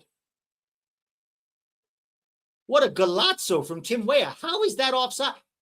Lloyd Kelly was offside, but he didn't impact the play at all. He wasn't involved in the play at all. Please VAR check this. Please VAR check this. That should absolutely be a goal. Juve are robbed if this gets called offside. Come on.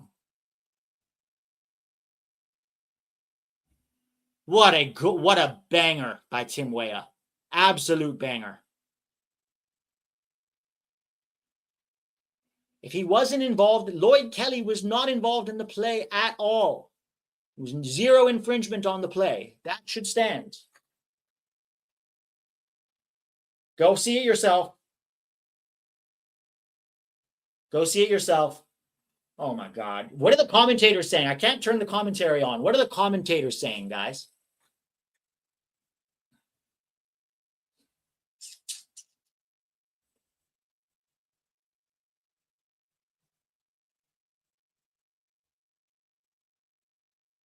Okay, he's at the monitor. He's at the monitor. Not even remotely related to Lloyd Kelly, who was the offside one. Not even remotely related. Didn't touch it. Not involved in the play. What a sweet goal.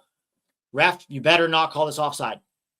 Oh, yeah. Let's go. Let's go, Tim Weah. Woo! Juve in the lead. An absolute banger by Timo Weah to give Juve the lead and rescue their Champions League hopes once again. McKennie with a golazo in the first game and Weah with a banger in the second. And now Juve just have to hold on for 26 more minutes. 26 more minutes to get through. But if Juve goes through, they have the two American boys to thank. McKennie with the golazo in the first game, Weah with the golazo in the second game. Americans just cruising through the Champions League. It ruined his celly, but yeah, we'll take the goal. We will absolutely take the goal. Golazzo Show says it's a bullshit call. How is that a bullshit call? He wasn't involved in the play. It's a perfectly good goal. Ashen, the ball popped out to him after a free kick. It was in the air. He volleyed it first time in the air from outside the box into the corner of the net. All right, but Juve better be careful here. Juve have to be careful now because PSV was very much in the ascendancy before Timo Weah's goal. And now I think PSV are going to spend the next 25 minutes trying to get this back. So Richy Ledezma finds Ivan Perisic. Blocked.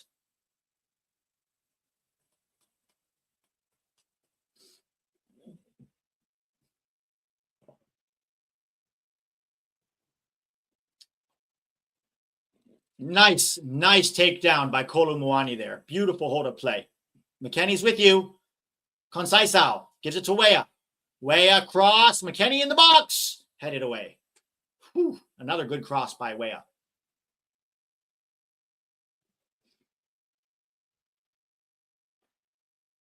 Oof. McKennie down? Oh, no, it's Conceição down.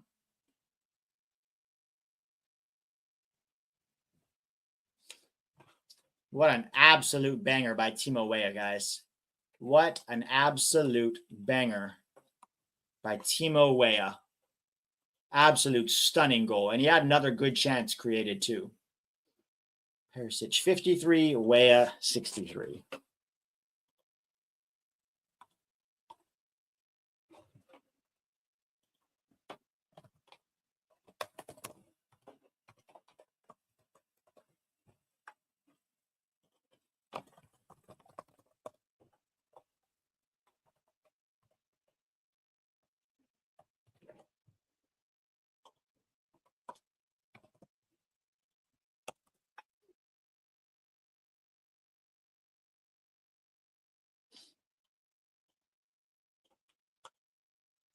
All right, can Juve hang on? That is the big question here, guys. I'm sorry, I'm just updating the banner. Give me 1 second. There we go. And we're back. Let's go, guys. Wish we could see Tillman today. Yeah, Tillman, Pepi, Dest in this Champions League tie could have been so amazing. Come on, Muani. Whoo, 3-2. Juve take the lead here. Juve take the lead. Beautiful, beautiful goal. Double golazzos by Weah and McKennie.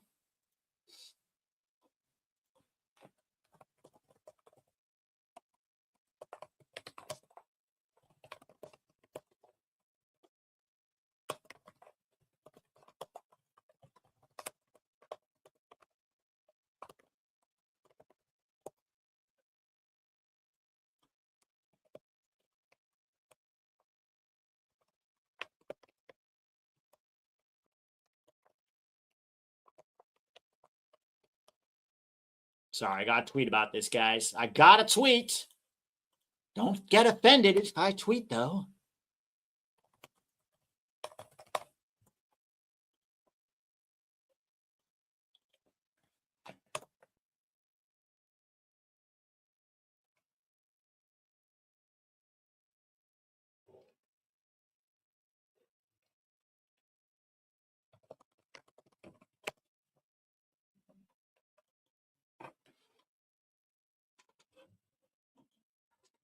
All right, PSV calling again. Saibari blocked. Corner. Glad to see our Americans doing well. My team is getting thrown around at the Bernabeu currently. Yeah, that's very Man City. Don't defeat the tweet.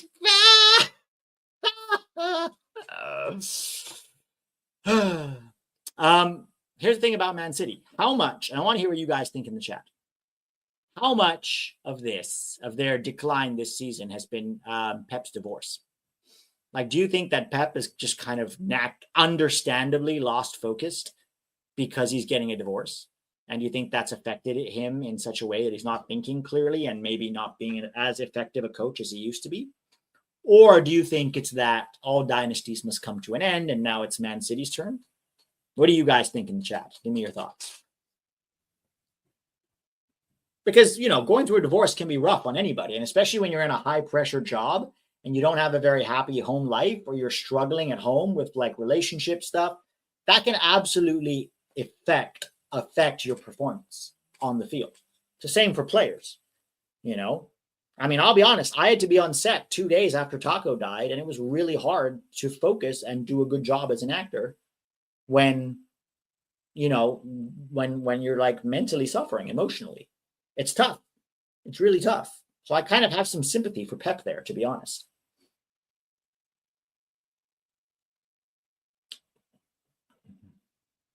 Did the fallout begin when he signed an extension contract? I think who knows? A lot of this stuff is tabloid stuff, so we probably shouldn't speculate too much, but I think that from what I understand, she moved back to Barcelona and she sort of started her own thing there, and she didn't really want to live in Manchester.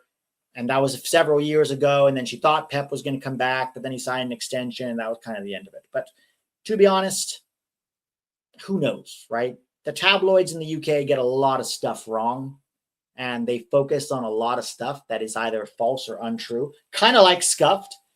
And so it's just hard to know how much of it is really true. Maybe the tabloids were offended that Pep was making fun of other cultures. Who knows? All right, 72 minutes, 18 to go. So awful, AC Milan is out. Yes, indeed. Yes, indeed. Is she a Premier League quality wag? I don't know if I've ever actually seen a picture of her. He made this Rodri more than his wife. Maybe he should have had more sympathy for his wife.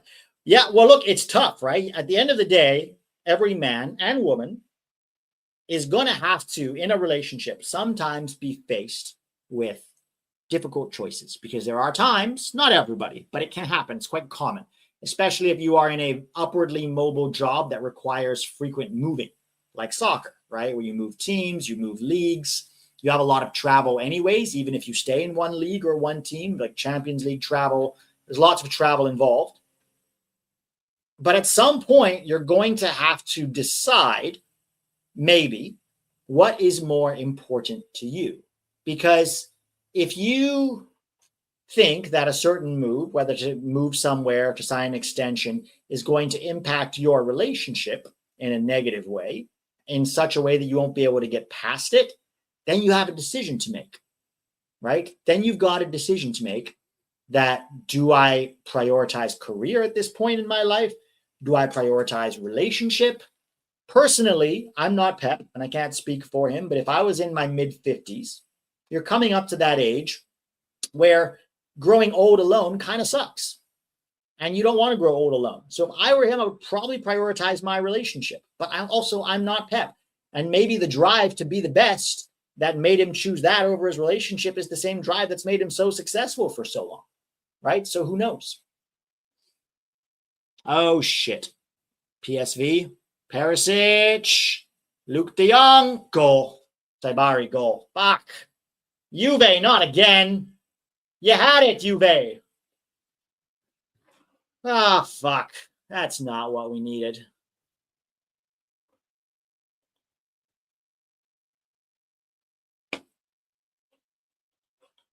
I thought we had it, guys. No froth for Pete today. No, I'm still going to froth one way or the other. Oh, I got to change the ticker now. Guys, this is not what I wanted to do. Who was it? Was it, who scored? Saibari, right? Saibari in the 74th. I mean, it wasn't terrible defending. It was a beautiful touch by De Jong. Oh, no, he missed it completely. He missed it completely, and Saibari just cleaned it up. Who was tracking Saibari? Was it Weah? Weah should have picked him up in the box. Come on, Timo. Ah. Man, this is not what we were hoping for.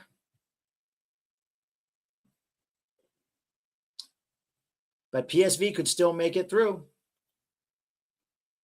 Now it's just going to go into overtime and then penalties. Good Lord. Let me just change this banner here.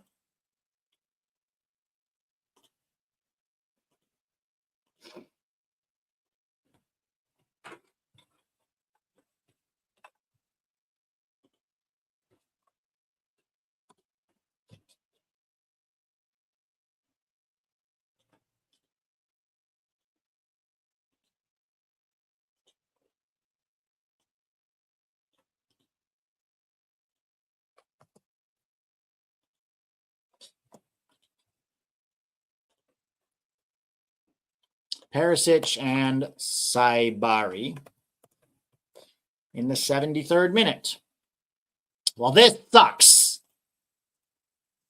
Way of ball watching. Wait, what's happening now? Wait, are they reevaluating the goal?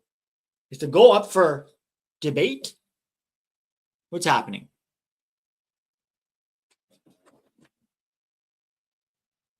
Yeah, it's a goal. Goal stands. Yeah, Steven Spada. Weah scored a Galazzo, which we thought was going to be the winner, but then PSV scored again. PSV scored again. All right, subs coming on. I wonder who's getting pulled. Maybe McKennie? There's 3 subs coming on here. Locatelli. Whoa. Conseicao, Coop Miners, and Locatelli are all off. McKennie stays. McKennie stays. Conceicao's off. Locatelli's off. Wow, the captain's off. Yildiz, Thuram, and Savona are coming on. Kenan Yildiz, Lilian Thuram, not Lilian, Marcus Thuram, and Savona.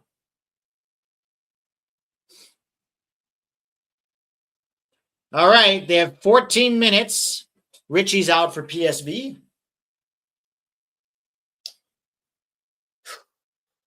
All right, Malacia is on. They're probably going to either move Mauro Jr. to the right because Malacia plays more left back. Calling it now, Yildiz will get the game winner, says Judgmental Deity.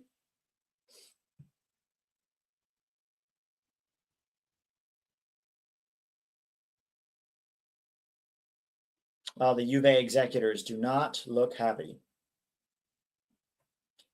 All right, Juve has 13 minutes to rescue this. Please, I do not want to do extra time and penalties.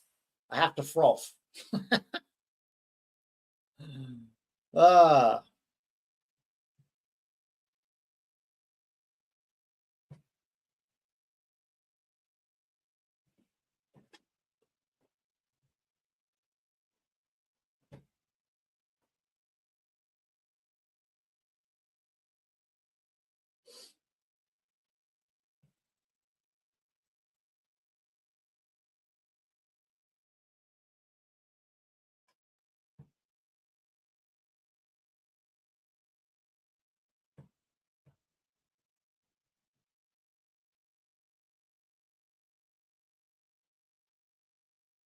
PSV still look like they're going.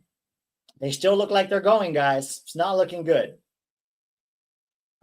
Pete, who is your favorite Indian actor? Shrey Seth. Probably Amir Khan. Probably Amir Khan. I really liked him ever since I saw him in 3 Idiots. It was a really good movie. Really, really good film. And I just generally like him as an actor. But hey, maybe that's just me pretending to be multicultural, if you listen to Greg Velasquez.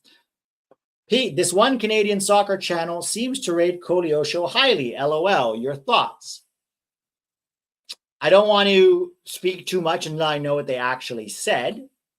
But if they really think that he's not even been good in the championship this year, so it's hard to say how good he is. Maybe he could, he's got some raw pace, but he hasn't been very effective anywhere he's gone.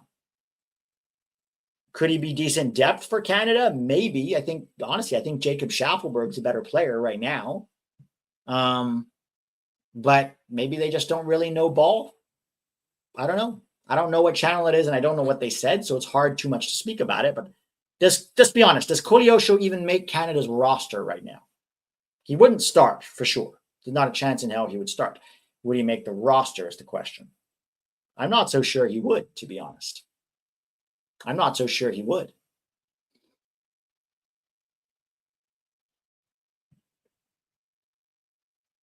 Pete, do you have a Thai passport? No, they don't give you passports for being born there. You have to like marry a Thai, I think, to get a Thai passport. And even then, I actually don't know if you even necessarily get one. Yeah, Theo Blair is probably better. Jacob Schaffelberg is definitely better. Alphonso Davies is no question. And what's the Inter Milan kid who used to be at Brugge? He was a New England Revolution kid. Even he's obviously better than Koleosho too. Koleosho doesn't even start for Italy's under 21s. So Tejan Buchanan. I don't think he even makes the roster, to be honest. I think he's got a little bit too high of an opinion of himself, this Koleosho guy, and thinks he's too good for both the US and Canada. And it's like, well, I don't know, because you can't even perform in the championship, which feels like the bare minimum. So Tejan is insanely overrated. Maybe, but he's still better than Koleosho.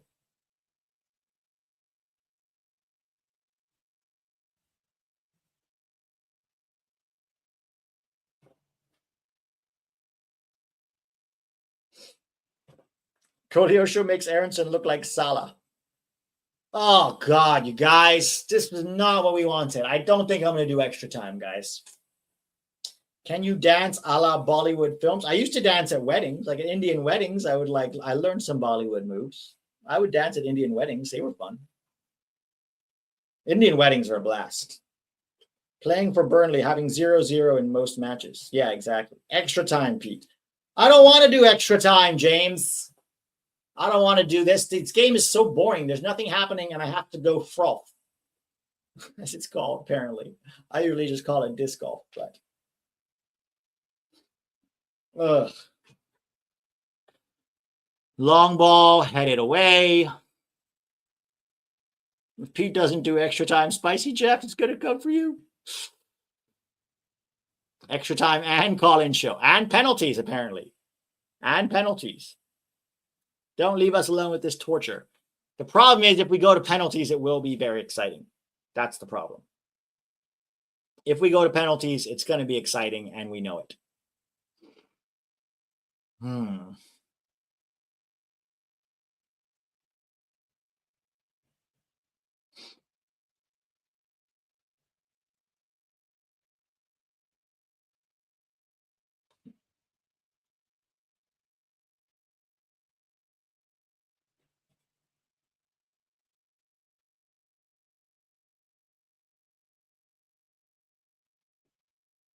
Watch it in your phone while you're away. Yeah, but then I can't do the live watch along if I'm just watching it in my phone. I'll probably keep track of the game. But if Juve could just score right now, that would be best. It's 3-3. Yes, aggregate, it's 3-3. Sorry, I'll change the banner. It's hard to keep this banner updated. Man, this game is bumming me out. It's bumming me out big time. Weah's heroic's going to be wasted. Yeah. Dest advancing is good too. Yes, but how much is Dest even going to play? Is he going to be there by March 4th? Do we know that for sure?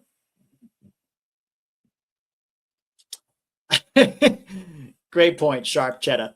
How is nothing happening? There's been 3 goals in this half. Nothing happening that I like right now. Ever since Weah's goals, it's been kind of a bummer.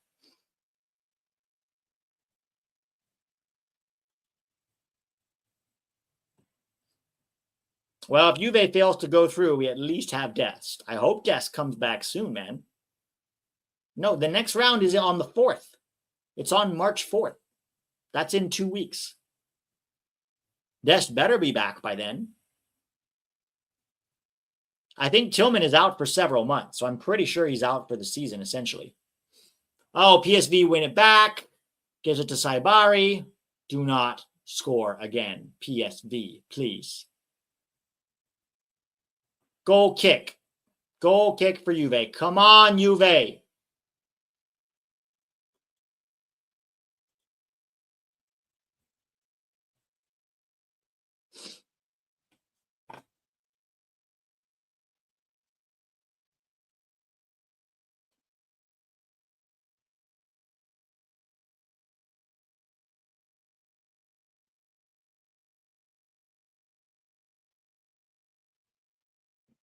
Bakayoko and Perisic.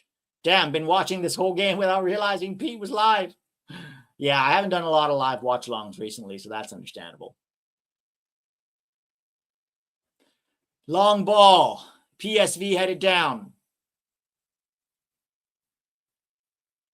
Ball over the top. PSV are in the ascendancy once again. It's all PSV right now. That banger by Weah was something beautiful. Some of the bangers these guys have scored this season, Gio had a really good one against Hoffenheim. McKennie had a really good one against PSV. Weah had a really good one against PSV. Pulisic has had several. Tillman has had some good ones. Pepi's had some nice ones. They're not just tap-ins, guys. Is PSG up 7-0 right now? Good Lord. 7-0. Poof. And that's without MPayPal. But to be fair, it is Brest. You guys see the CBS Scalazzo crew and the Brest jokes with Titi Henry and Mika Richards? These guys are like bona fide 12-year-olds. I think it's adorable. Oh! Saibari missed. It's still all PSV, and Malacia is terrorizing them right now. Oh, just above Saibari.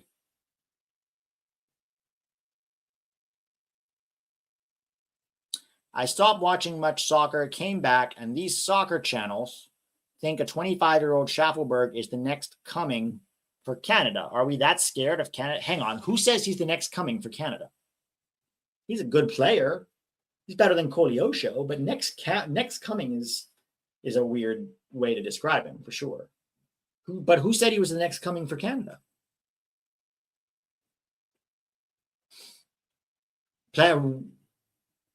Ref waves play on. Here comes PSV again.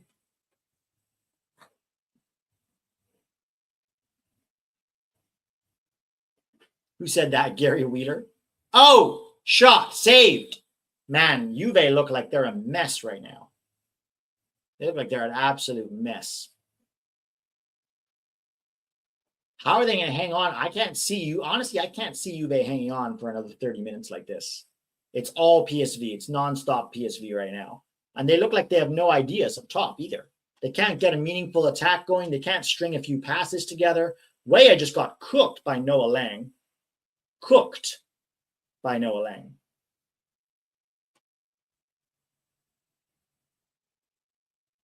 Colomuani fouled by Boscagli. Ref says nothing. The fall of City is insane and so enjoyable to me. So enjoyable. All right, 2 minutes, guys. 2 minutes.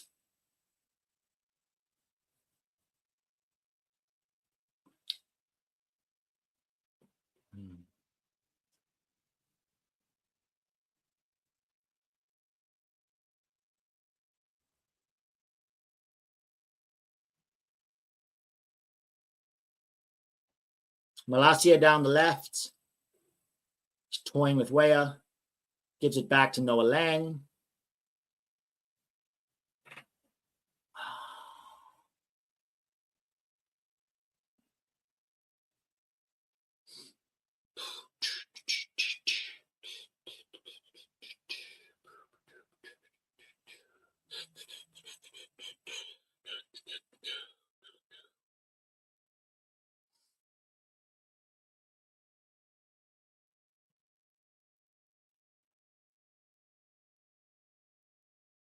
Vlahovic is coming on for Muani. I wonder if they should sub out Weah, because I don't know of how much Weah has left in the tank right now. Weah's kind of been getting cooked the last few minutes. Oof.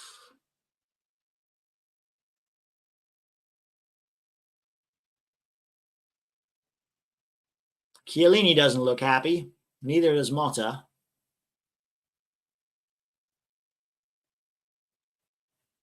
Oh, Lloyd Kelly shot to nowhere. Oh, that's Nico. It's not Lloyd Kelly. Motta's face. So who is winning? Right now on aggregate, it's 3-3. So there's no clear winner. It's going to go to extra time and then maybe penalties. We'll see. But I don't know if I'm going to stay for that. I probably should.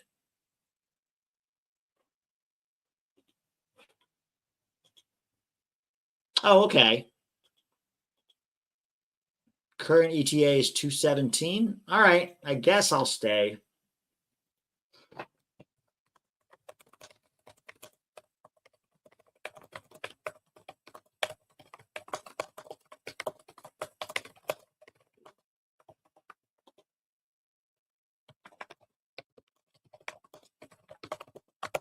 Just letting my buddy know I'm not going to be there. I'll probably stay, guys, because he's not going to be there until 2:15 anyways. So I might stay for extra time. Anthony Booker just woke up here in Hong Kong. How's the game? A good one? Stop pretending to be so multicultural, Anthony Booker, by telling us you live in Hong Kong. That is offensive. People have messaged me to tell you that they are offended by your attempts to be multicultural. No, I'm kidding. It's a joke. You weren't here for the previous joke.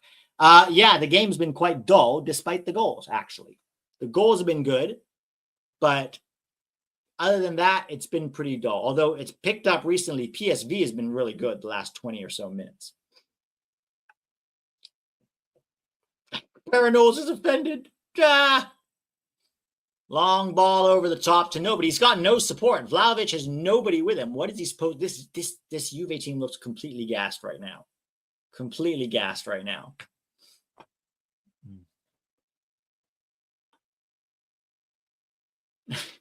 Yosef says, amazing that McKennie is still running. I'm sure he's hungry by now. Terrible. Skitty City scored one back.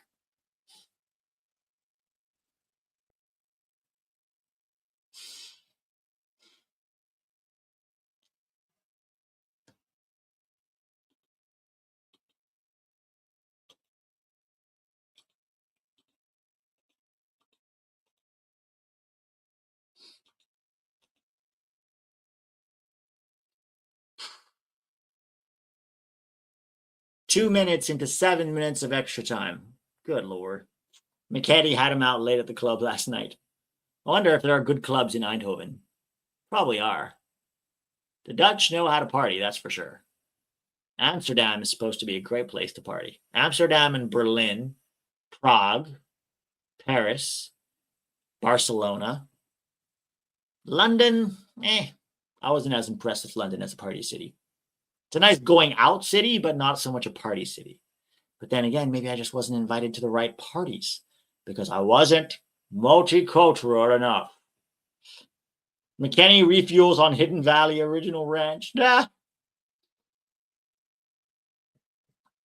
Here comes PSV again. LA for parties. It depends what you're looking for, Pictopus. The best parties in LA are the house parties. The house parties, usually up in the hills. Those are the best parties in LA. I'm not really into clubbing. I never really found it that enjoyable. Crowded, long lines, house music, not enough room to dance, can't get a drink because the lines at the bar are too long. Just, I never found that to be enjoyable for me. So I haven't really explored the underground club scene in LA. Some people like it. Some people say there isn't much there. Pete, can you speak other languages? Yes, I can speak Thai near fluently, and I can speak Hindi conversationally. All right, Juve. Diraj Nivell says, I have puked in the Hollywood Hills. Great parties. Blah. Juve. Long ball over the top.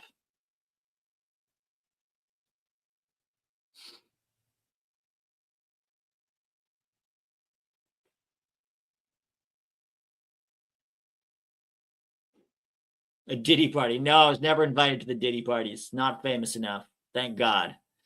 Thank God.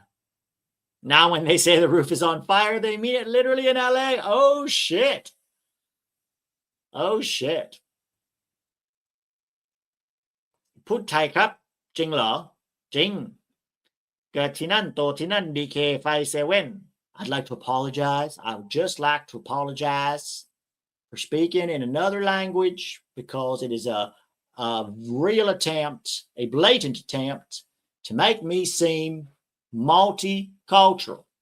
So I would like to refrain from speaking in Thai, which I learned as a child, in future on this podcast, lest it offend some soccer hipster in Iowa. Thank you very much. Vlahovic with the fresh trim. Who's SDFC? Are you a San Diego fan, Benny? Whoa, spoke Thai. Wow, spoke Thai. Unacceptable.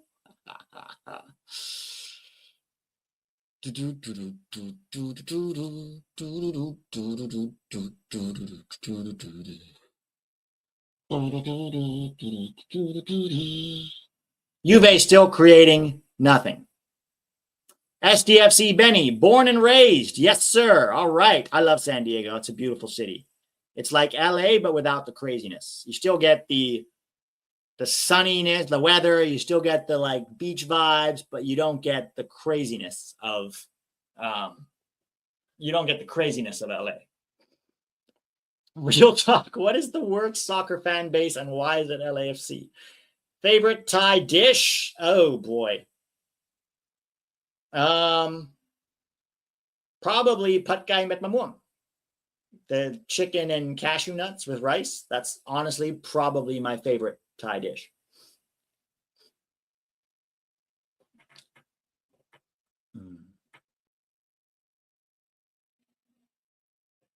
All right. Di Gregorio. Long goal kick to nobody. Juve can't even hang on to the ball at all.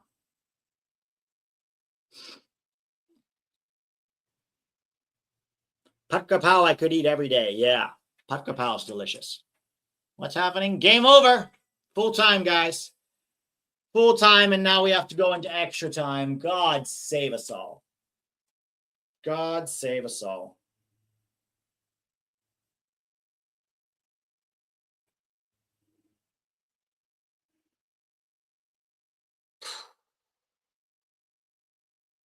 Another 30 minutes. Anybody sticking around for this? I'm only like sticking around for it because it might go to penalties. If it goes to penalties, that would be fun to watch. Guys.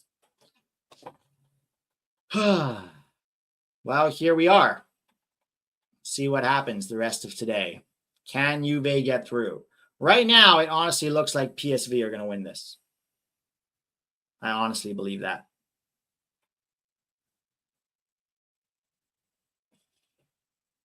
All the Americans getting knocked out by Eredivisie clubs would be one hell of a story.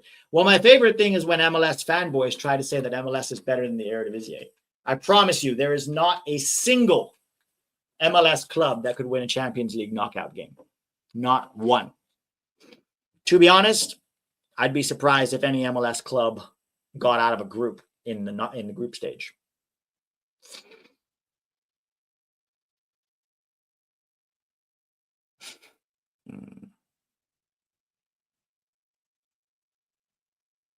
Weah brace, says Isaac. John Moore, I am McKennie winner incoming.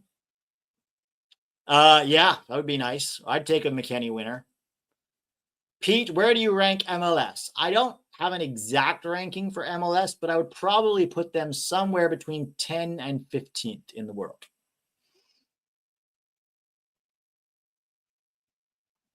McKennie winner, Weah assist. That would work. That would work. MLS could beat Young Boys. I'm not even so sure they could. Young Boys beat Manchester United. Think about that. Do you think any MLS club could beat Manchester United? I mean, maybe this version of Manchester. No, what people don't understand about MLS, some people don't understand, is that there are 3 to 5 good players on every MLS team, and everybody else is actually extremely poor. Isn't MLS ranked higher than Scottish Premier League? The problem, SDFC Benny, is that you don't really, the rankings are all very arbitrary. They're all very arbitrary because sometimes they rank on things like passes in the final third, goals scored, chances created, but that completely doesn't take into account the fact that MLS defending is so bad because the rosters are all top heavy because they spend all their money on attackers. So the defending is awful. So it's easier to score goals in MLS. Right? But let me put my general rankings that I know for sure. And then after that, it's hard to say. Obviously, the top 5. We don't even have to debate that. The Eredivisie is definitely better than MLS. The Championship is better than MLS. The Portuguese League is better than MLS. I also have the Belgian League is better than MLS, for sure. Austrian League, it's hard to say.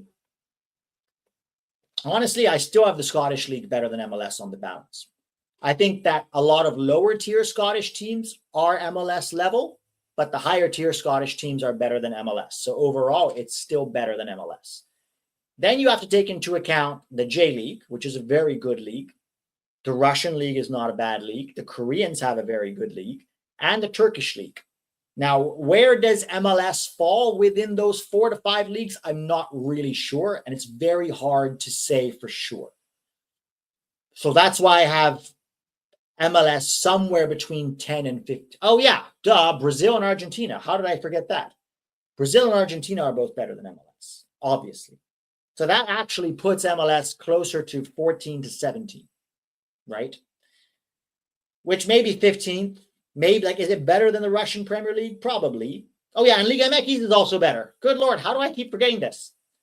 Liga MX, Brazilian League, Argentine League, it's not even a question.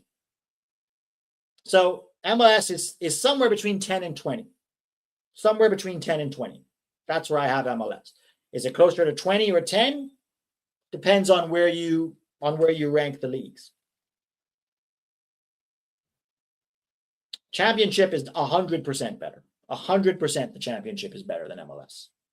Anybody saying otherwise doesn't know ball.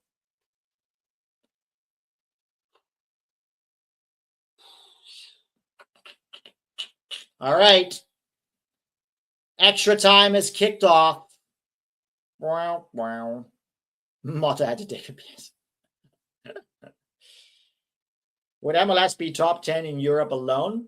I might be closer to 10th, yeah. It might be closer to 10th in Europe alone.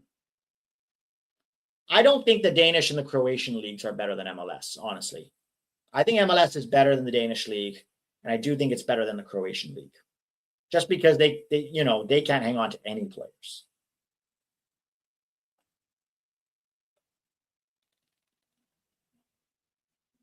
Oof.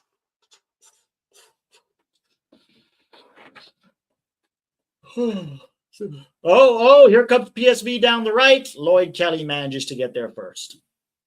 Wasn't able to watch the match. How was Richy Ledezma's performance? Richy Ledezma played well. I thought he played really good. Steady, reliable, not like outstanding, but like steady and reliable. And at this level, that's pretty fucking good. Hajduk Split and Zagreb would murder MLS. Yeah, but I'm trying to think more about the bigger leagues. And also, Hajduk Split and Zagreb are not as good as like the Scottish leagues. Like Dundee United would probably win MLS Cup in the Scottish league. They're like the third best team after Rangers and Celtic. But I think after Dundee, they're probably about MLS level, most of them. So MLS is close to the Scottish league, but the top 3 teams it's not even a question.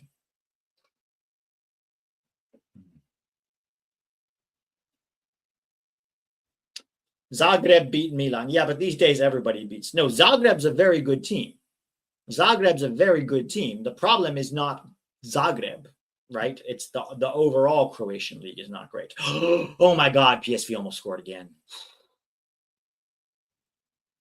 Man, can you imagine? We have to watch the rest of the overtime and PSV wins anyways, and we don't even get penalties out of this. Oh God.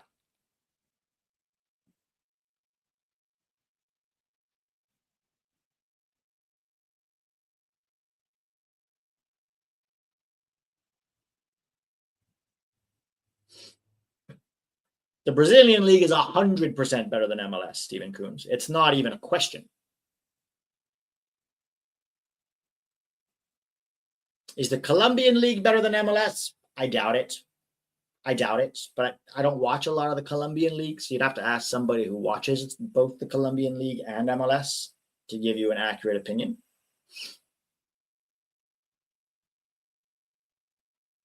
Anthony Booker. Yeah, this is me. Well, this was me for a while. The last few years, I just stopped caring. Every year, I'm excited about watching the new MLS season and see what improvements they have made. They're not going to make any improvements because they won't increase spending. That's MLS's big problem. They increase spending like 2% every year. They don't increase spending. A lot of teams don't even use their DPs. And the whole DP model, it does not work for creating well-balanced teams. It's for entertainment. So you make them top heavy on purpose. So a lot of goals are scored because that's what they think Americans want to see. And so you just get this awful defending, overly yellow card.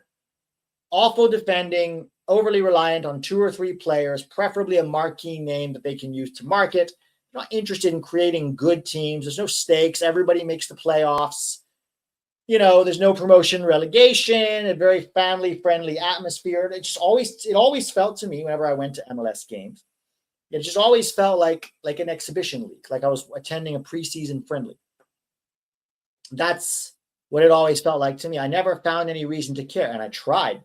Chicago got me to care a little bit, but only because they were so bad that if they managed to get even a draw, I was like a little bit excited.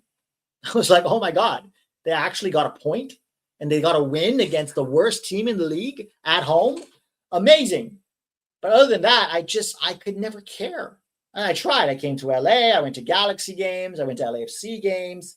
It was fun. Atmosphere was okay. It was a day out. It's like watching baseball for me, where a lot of people who watch baseball don't really go for the baseball. There's like the diehards who go for the baseball. And then there's the people who are like, ooh, at least in LA and also in Chicago, I noticed this. There are like Cubs fans who are like diehard Cubs fans. Like they live and die with the Cubs. And then there's the bandwagoners who are like, Cubs are in the playoffs. I put on my Cubs shirt. I get a beer and a hot dog. Go Cubs. I'm at the game. Here's a picture for Instagram. It's fun. That's what MLS kind of feels like to me, apart from a few of the supporter sections. And even the supporter sections a lot of times get neutered. They have, can't have certain chants, and they're not allowed to have flares. And every stadium, they all sing the same songs, right? Like anybody who's been to multiple MLS stadiums, it's all the same songs. Like in Chicago, they used to say, oh, Chicago, Chicago, Chicago, Chicago. And then everywhere I went, go Galaxy. Everywhere I went, it was the same song. And then they would do like 4 or 5 of all just the same chants, just with the name change. It felt like a real franchise league. Like the names would just change, So it was just like, hard to care. It just felt very generic.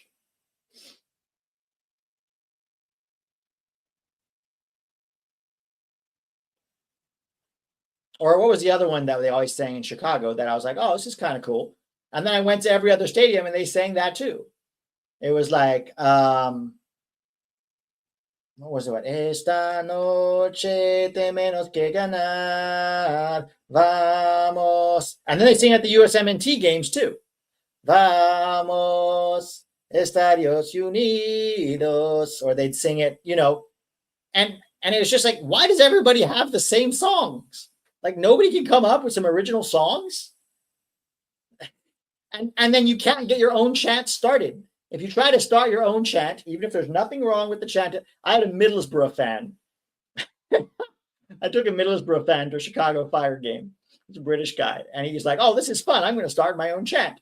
And he's tried to start his own chant. There was nothing wrong with his chant. There was no curse words. It wasn't even derogatory. It was very and he got shushed by the leadership of the supporters group. They were like, no, shh, you can't. We have only approved songs. And I was like, what?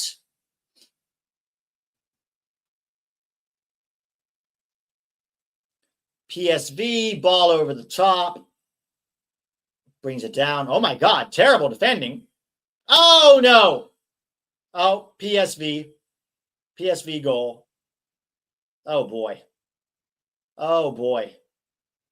PSV goal. Is it over? Is it over, guys? It's over, isn't it? Juve have never, outside of Weah's Golazzo, has Juventus looked like they were even in this game? What have they really created? Nothing. Absolutely nothing.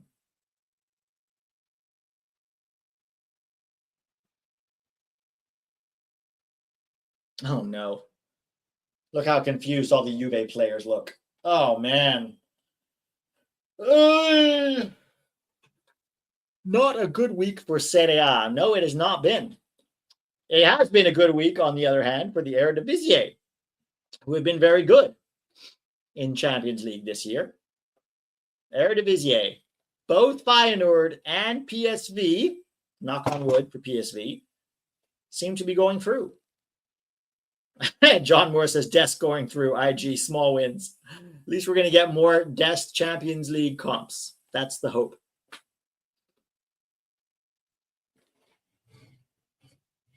All we have to do now is hope for a rare Gio Reyna appearance. Well, and Dest and Ledezma. Serie A coefficient is wrecked. Oh, man. Inter will save Serie A. Yeah, Inter should. Come on, Juve. Respond. At least take this to penalties. Come on, McKennie. Oh, Kenan Yildiz yellow carded.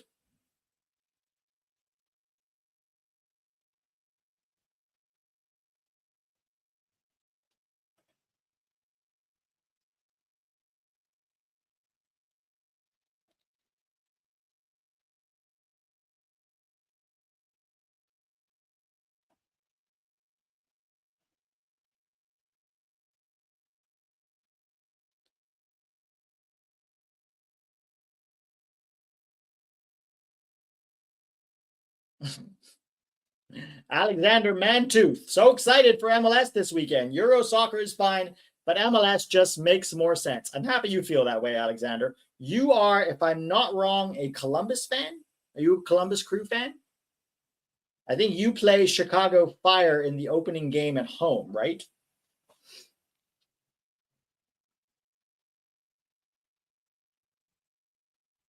Has McKennie and Weah been shit? No, Weah's actually been quite good until he gassed out. McKennie has been quiet, but I would say most of this Juve team has been quiet, not just McKennie. But yeah, McKennie hasn't done much today, for sure. See, vamos Columbus, we are going to get smoked. Why would you get smoked? You're at home against one of the worst teams in the leagues. Why would you get smoked, Mantooth? You're playing against Chicago Fire. That should be an easy 3 points, and you're at home. I bet Italy is burning right now, says Shark Cheddar. Wuxia Game Central. McKennie did get a couple great crosses. He had one good cross early on, but overall, the balance of his performance has been quiet. Yeah, and it's Berhalter. No Cucho, no new signings, paper-thin roster. Yeah, but it's still Chicago. Talk about paper-thin roster. And you're at home. And you still have your coach. I do think it's unfair. Who is the guy that the Crew had that they had to get rid of in order to bring in Diego Rossi? What was his name again? He was a very good player, but they wouldn't let them have him and Diego Rossi, but Inter Miami can sign whoever they want. What was his name? Mantooth, you'll know this. Zelarayan. Yeah, Zelarayan. You guys had to give up. This is what doesn't make any sense to me about MLS. You have a good team, and they want to make it better. So they also want to bring in Diego Rossi, but because of the roster rules, now they've got to give up Zelarayan in order to accommodate Rossi. which to their credit, they still managed to make work, but now they lose Cucho Hernandez and still no Zelarayan. Also, if they had kept Zelarayan, then maybe they could have won CCL. So if you can win CCL, isn't that better for MLS, for an MLS team to win CCL?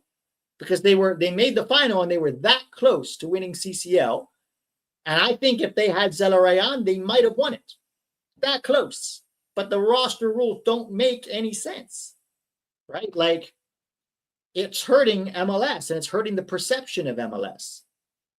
So, like, why? This is the sort of stuff that turns people off to MLS.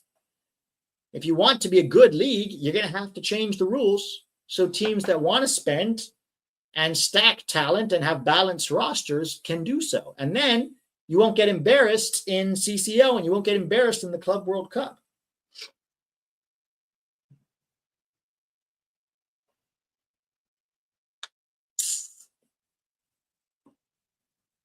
All right. Not even halfway through extra time yet, and it's duller than ever, guys. Duller than ever.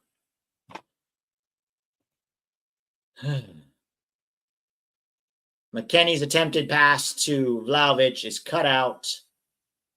What can Juve do here? How is Weah's Golazo going to go to waste, boys? Golazzos like that are supposed to be triumphant.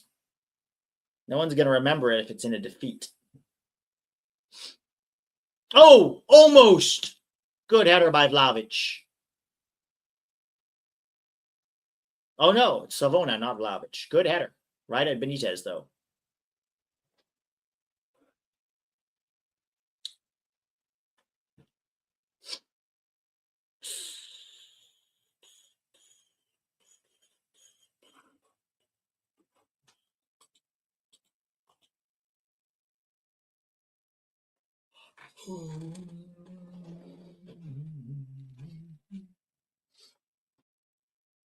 Can't believe it, just like that. Most of the Americans are out of the UCL. Don't worry, we still have Gio and Dest.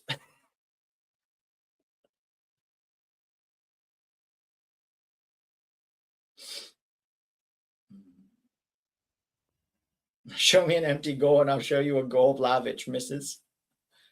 Who was a worse coach, Allegri or Mata? I don't even know if it's just the coach. I think that both of those...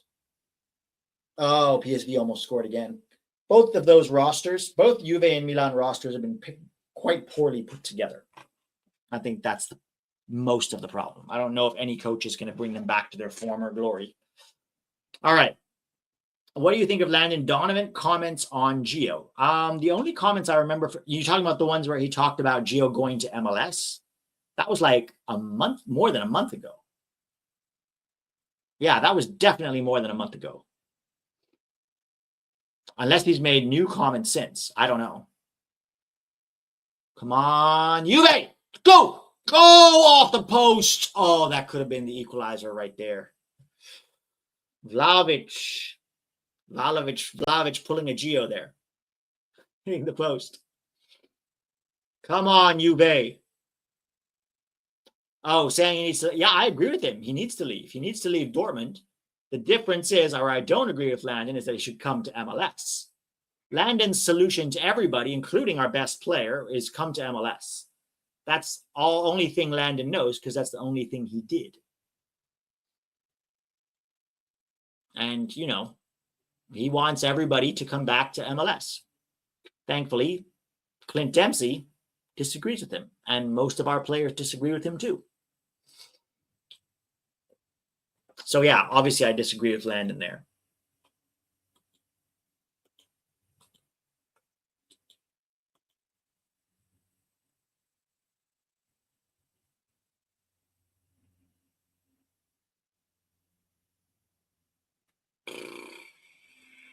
Here comes PSV down the left. Come on, do something, guys. Do something. We're not even at halftime yet. We're not even at halftime of extra time. Pete, why must all Americans be out of CL? Because the soccer gods hate us. Because the soccer gods hate us. 6 p.m. delivery. That's the only answer.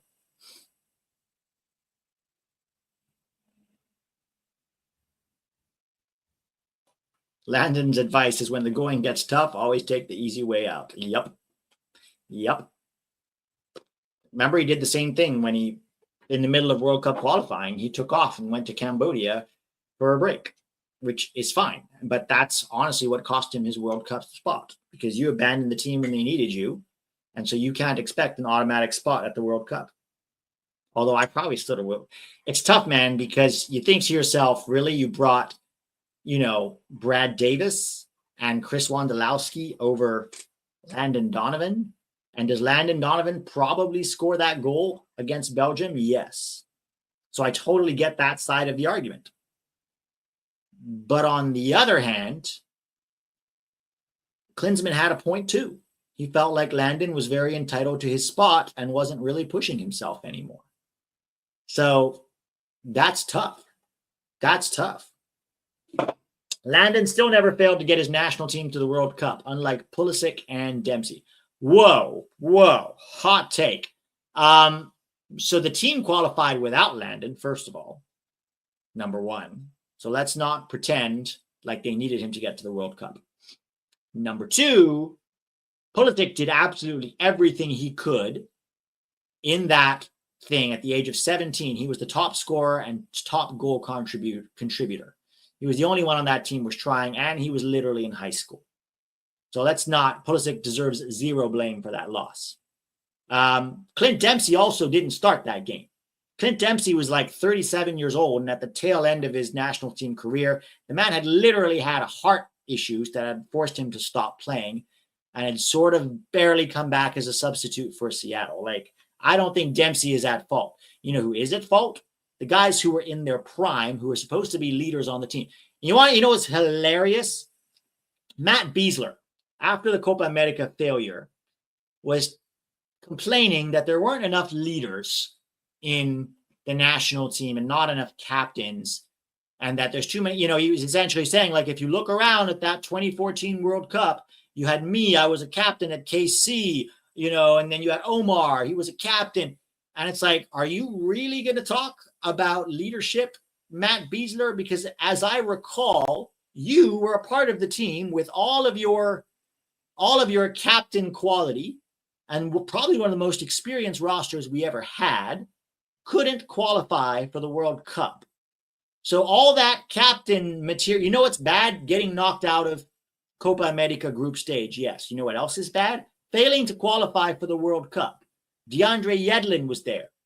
Josie Altidore, Michael Bradley, right? Matt Besler, Omar Gonzalez, Tim Howard, all experienced quote-unquote leaders and captains, and yet you failed. So I was you.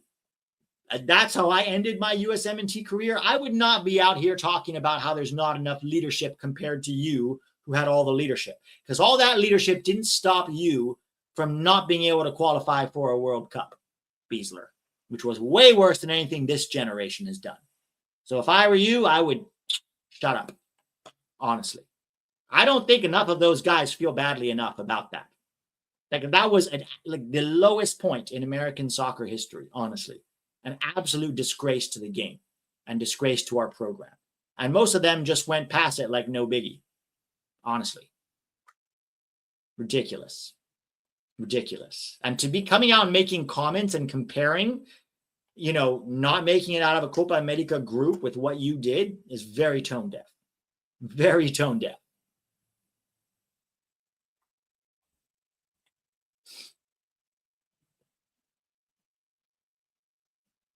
No foul. Second half of extra time is kicked off. It looks like we're not even going to get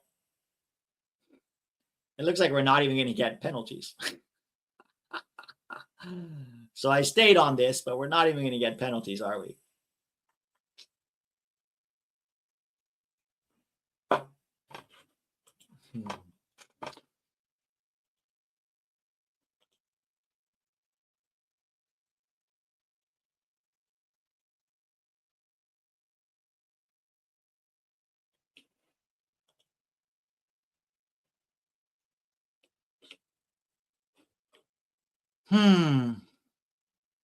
Google says 1-0.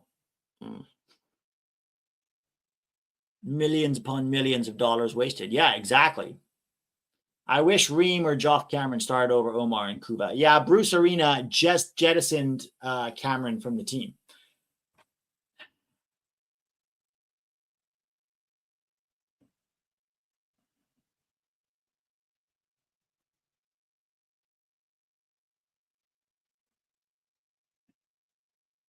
Lawless's music career or Landon's pundit career, both shit. I don't know. Landon has made so many awful takes since he retired, man. It sucks to watch these like great players for the US become pundits. Like even Brian McBride with some of his takes, Casey Keller with some of his takes. Like so many takes that like, what are you saying? The only few who have not really embarrassed themselves, whose takes I really like, are Clint Dempsey and DeMarcus Beasley. Those guys have not said any nonsense, to my knowledge. But Lawless, Landon, Casey Keller, even Brian McBride, just, dude. I haven't heard a lot of Tim Howard. Oh, yeah, I like Herc. Herc is good. Hercules Gomez is good. I don't always agree with Herc, but I like him as a pundit. He's a good pundit. Dempsey is so awkward. I don't know. I kind of like his like Texas drawl, kind of like, this is how I think about soccer. I kind of like it. Not every pundit has to have like a super clipped TV accent, you know. Kobe Jones is also good. Yeah, Kobe Jones is fair.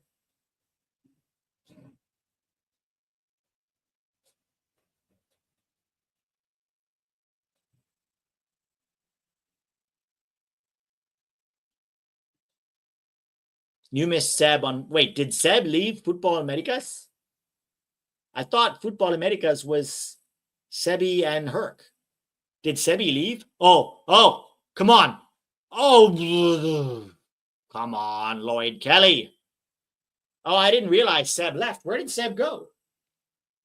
Well, Jermaine Jones used to be good, and then he wanted a job with U.S. Soccer, so he changed his tone very quickly. Very quickly.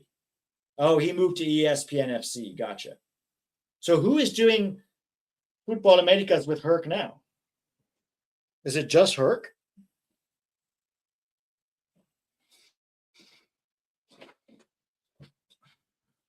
Yeah, Kelly does look like Trusty. I was thinking that before. Too. Some girl? What's her name? You guys say a girl. You don't know her name? Jose says Dempsey tells it like he sees it. He's not afraid to be blunt.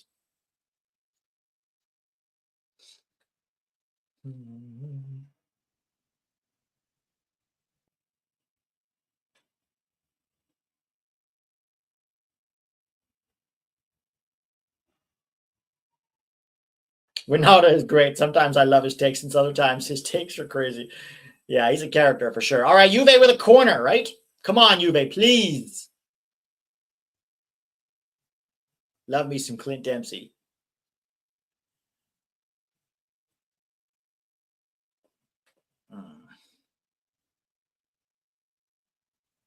Oof. Cleared. Oh, and now PSV will break. That's fun.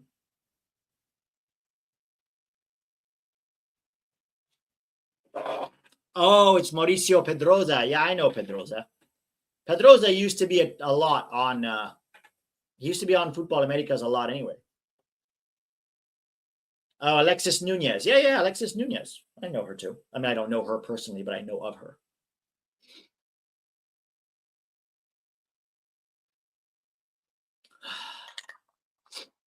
This is Tiger Bomb, by the way, if anybody's wondering. This is not what you think it is when somebody starts wiping their nose with their finger. It's Tiger Bomb. Watch the next complaint. Pete does cocaine on his stream. Makes me people have messaged and said they was offended because Pete did cocaine on his stream, so they had to message me about it because I'm their therapist. Oh, let's go, Weah. Come on. Quick counter. Lies, it's poppers. Ah! Let's go. Let's go. Let's go. Oh, heavy touch. Pick it up. Pick it up. Let's go. Yildiz. Come on, Wesley. Weston, not Wesley. Oh, filthy from West. Let's go.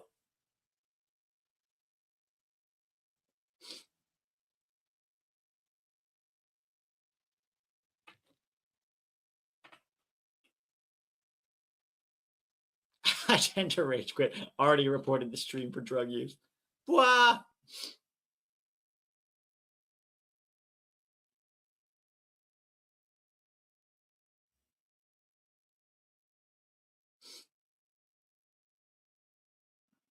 Come on, Juve.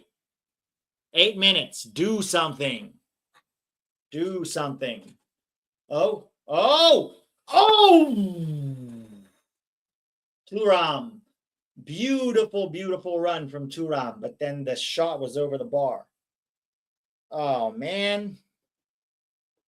That was close. All that, and then he didn't get his foot around it. He hacked at it. To think that screamer last week will have been for nothing. Well, the screamer today also. Weah's screamer today is for nothing also.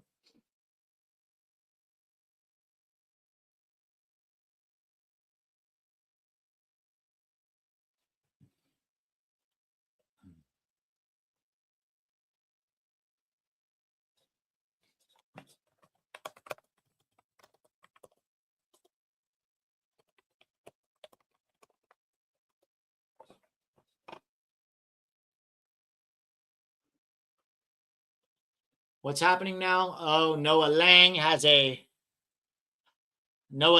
got a cramp, sort of, maybe a time-wasting cramp. Just saw Weah's goal. My God, what a screamer, right?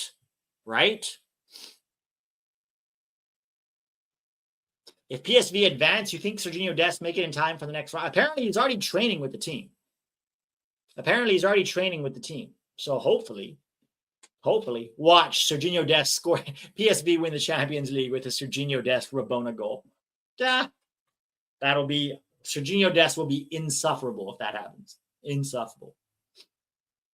Arroyo Seco Parkway is a mess. What's Arroyo Seco Parkway? It sounds familiar. Isn't that here in LA? Oh, sorry. I'll change the banner.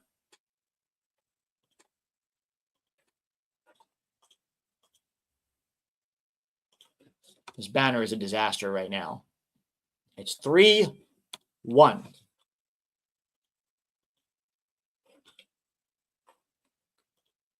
Let me change this.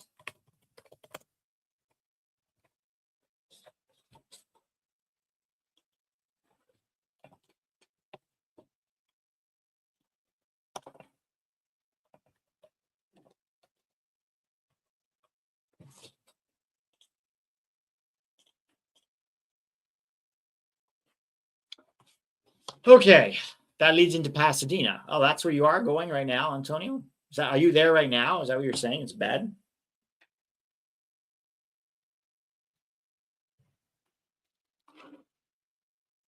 Dest goal against Inter Arsenal next round. Whew, that's going to be a banger. Hi, Pete, I'm back. Have you canceled disc golf? No, I haven't canceled. I'm still going to go. I'm just waiting for this game to be over.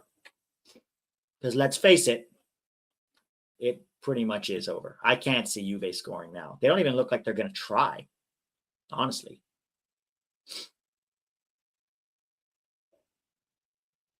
If anything, PSV look more likely to score again, to be honest.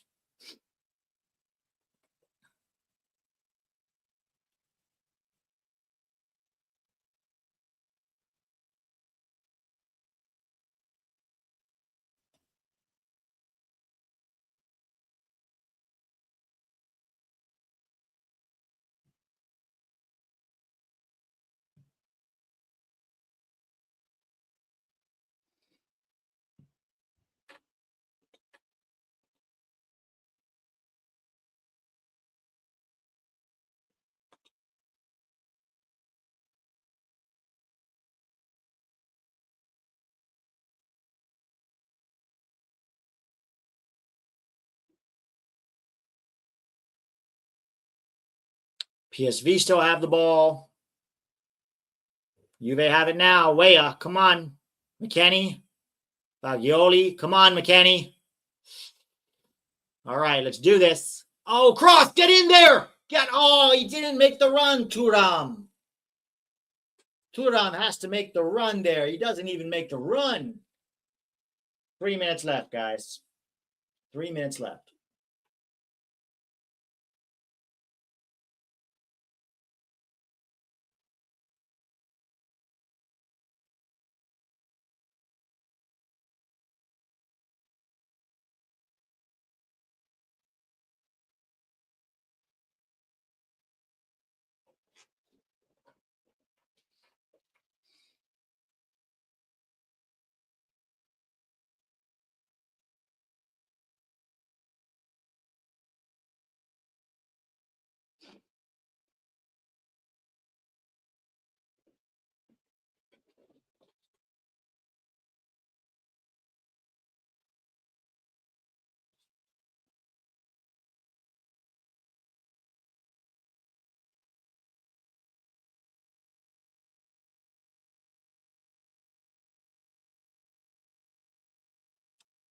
Long goal kick.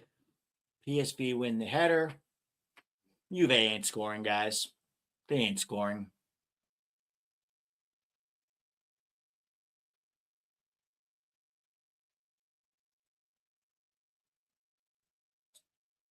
Weah.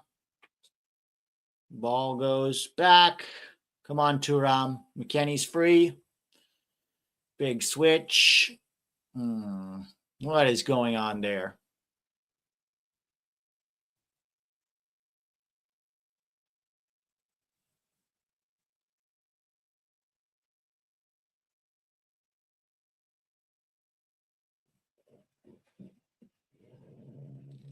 Excuse me. Sorry. Burping on streams, never good. All right, PSV.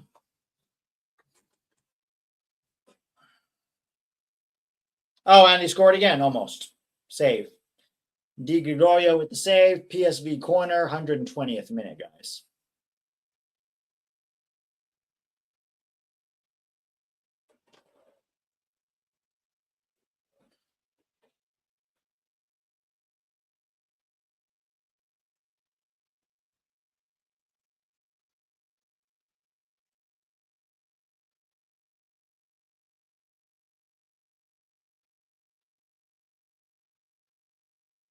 It's Joe over. Yeah, now they're just hogging it in the corner flag. Juve ain't scoring. I'd be very surprised if Juve score.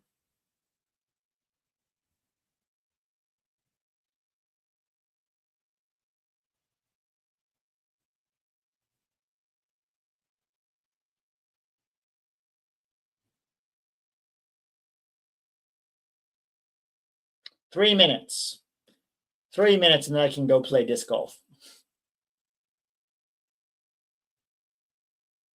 Weah, where are you going?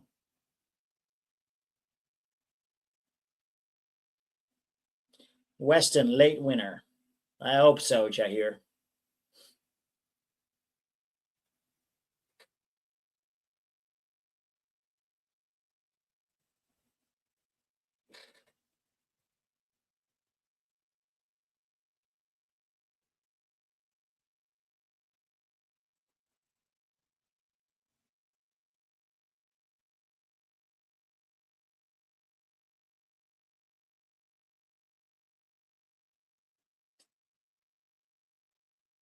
Cross, headed out. Headed down. McKennie. Oh, nice return pass, McKennie. Cross to nobody.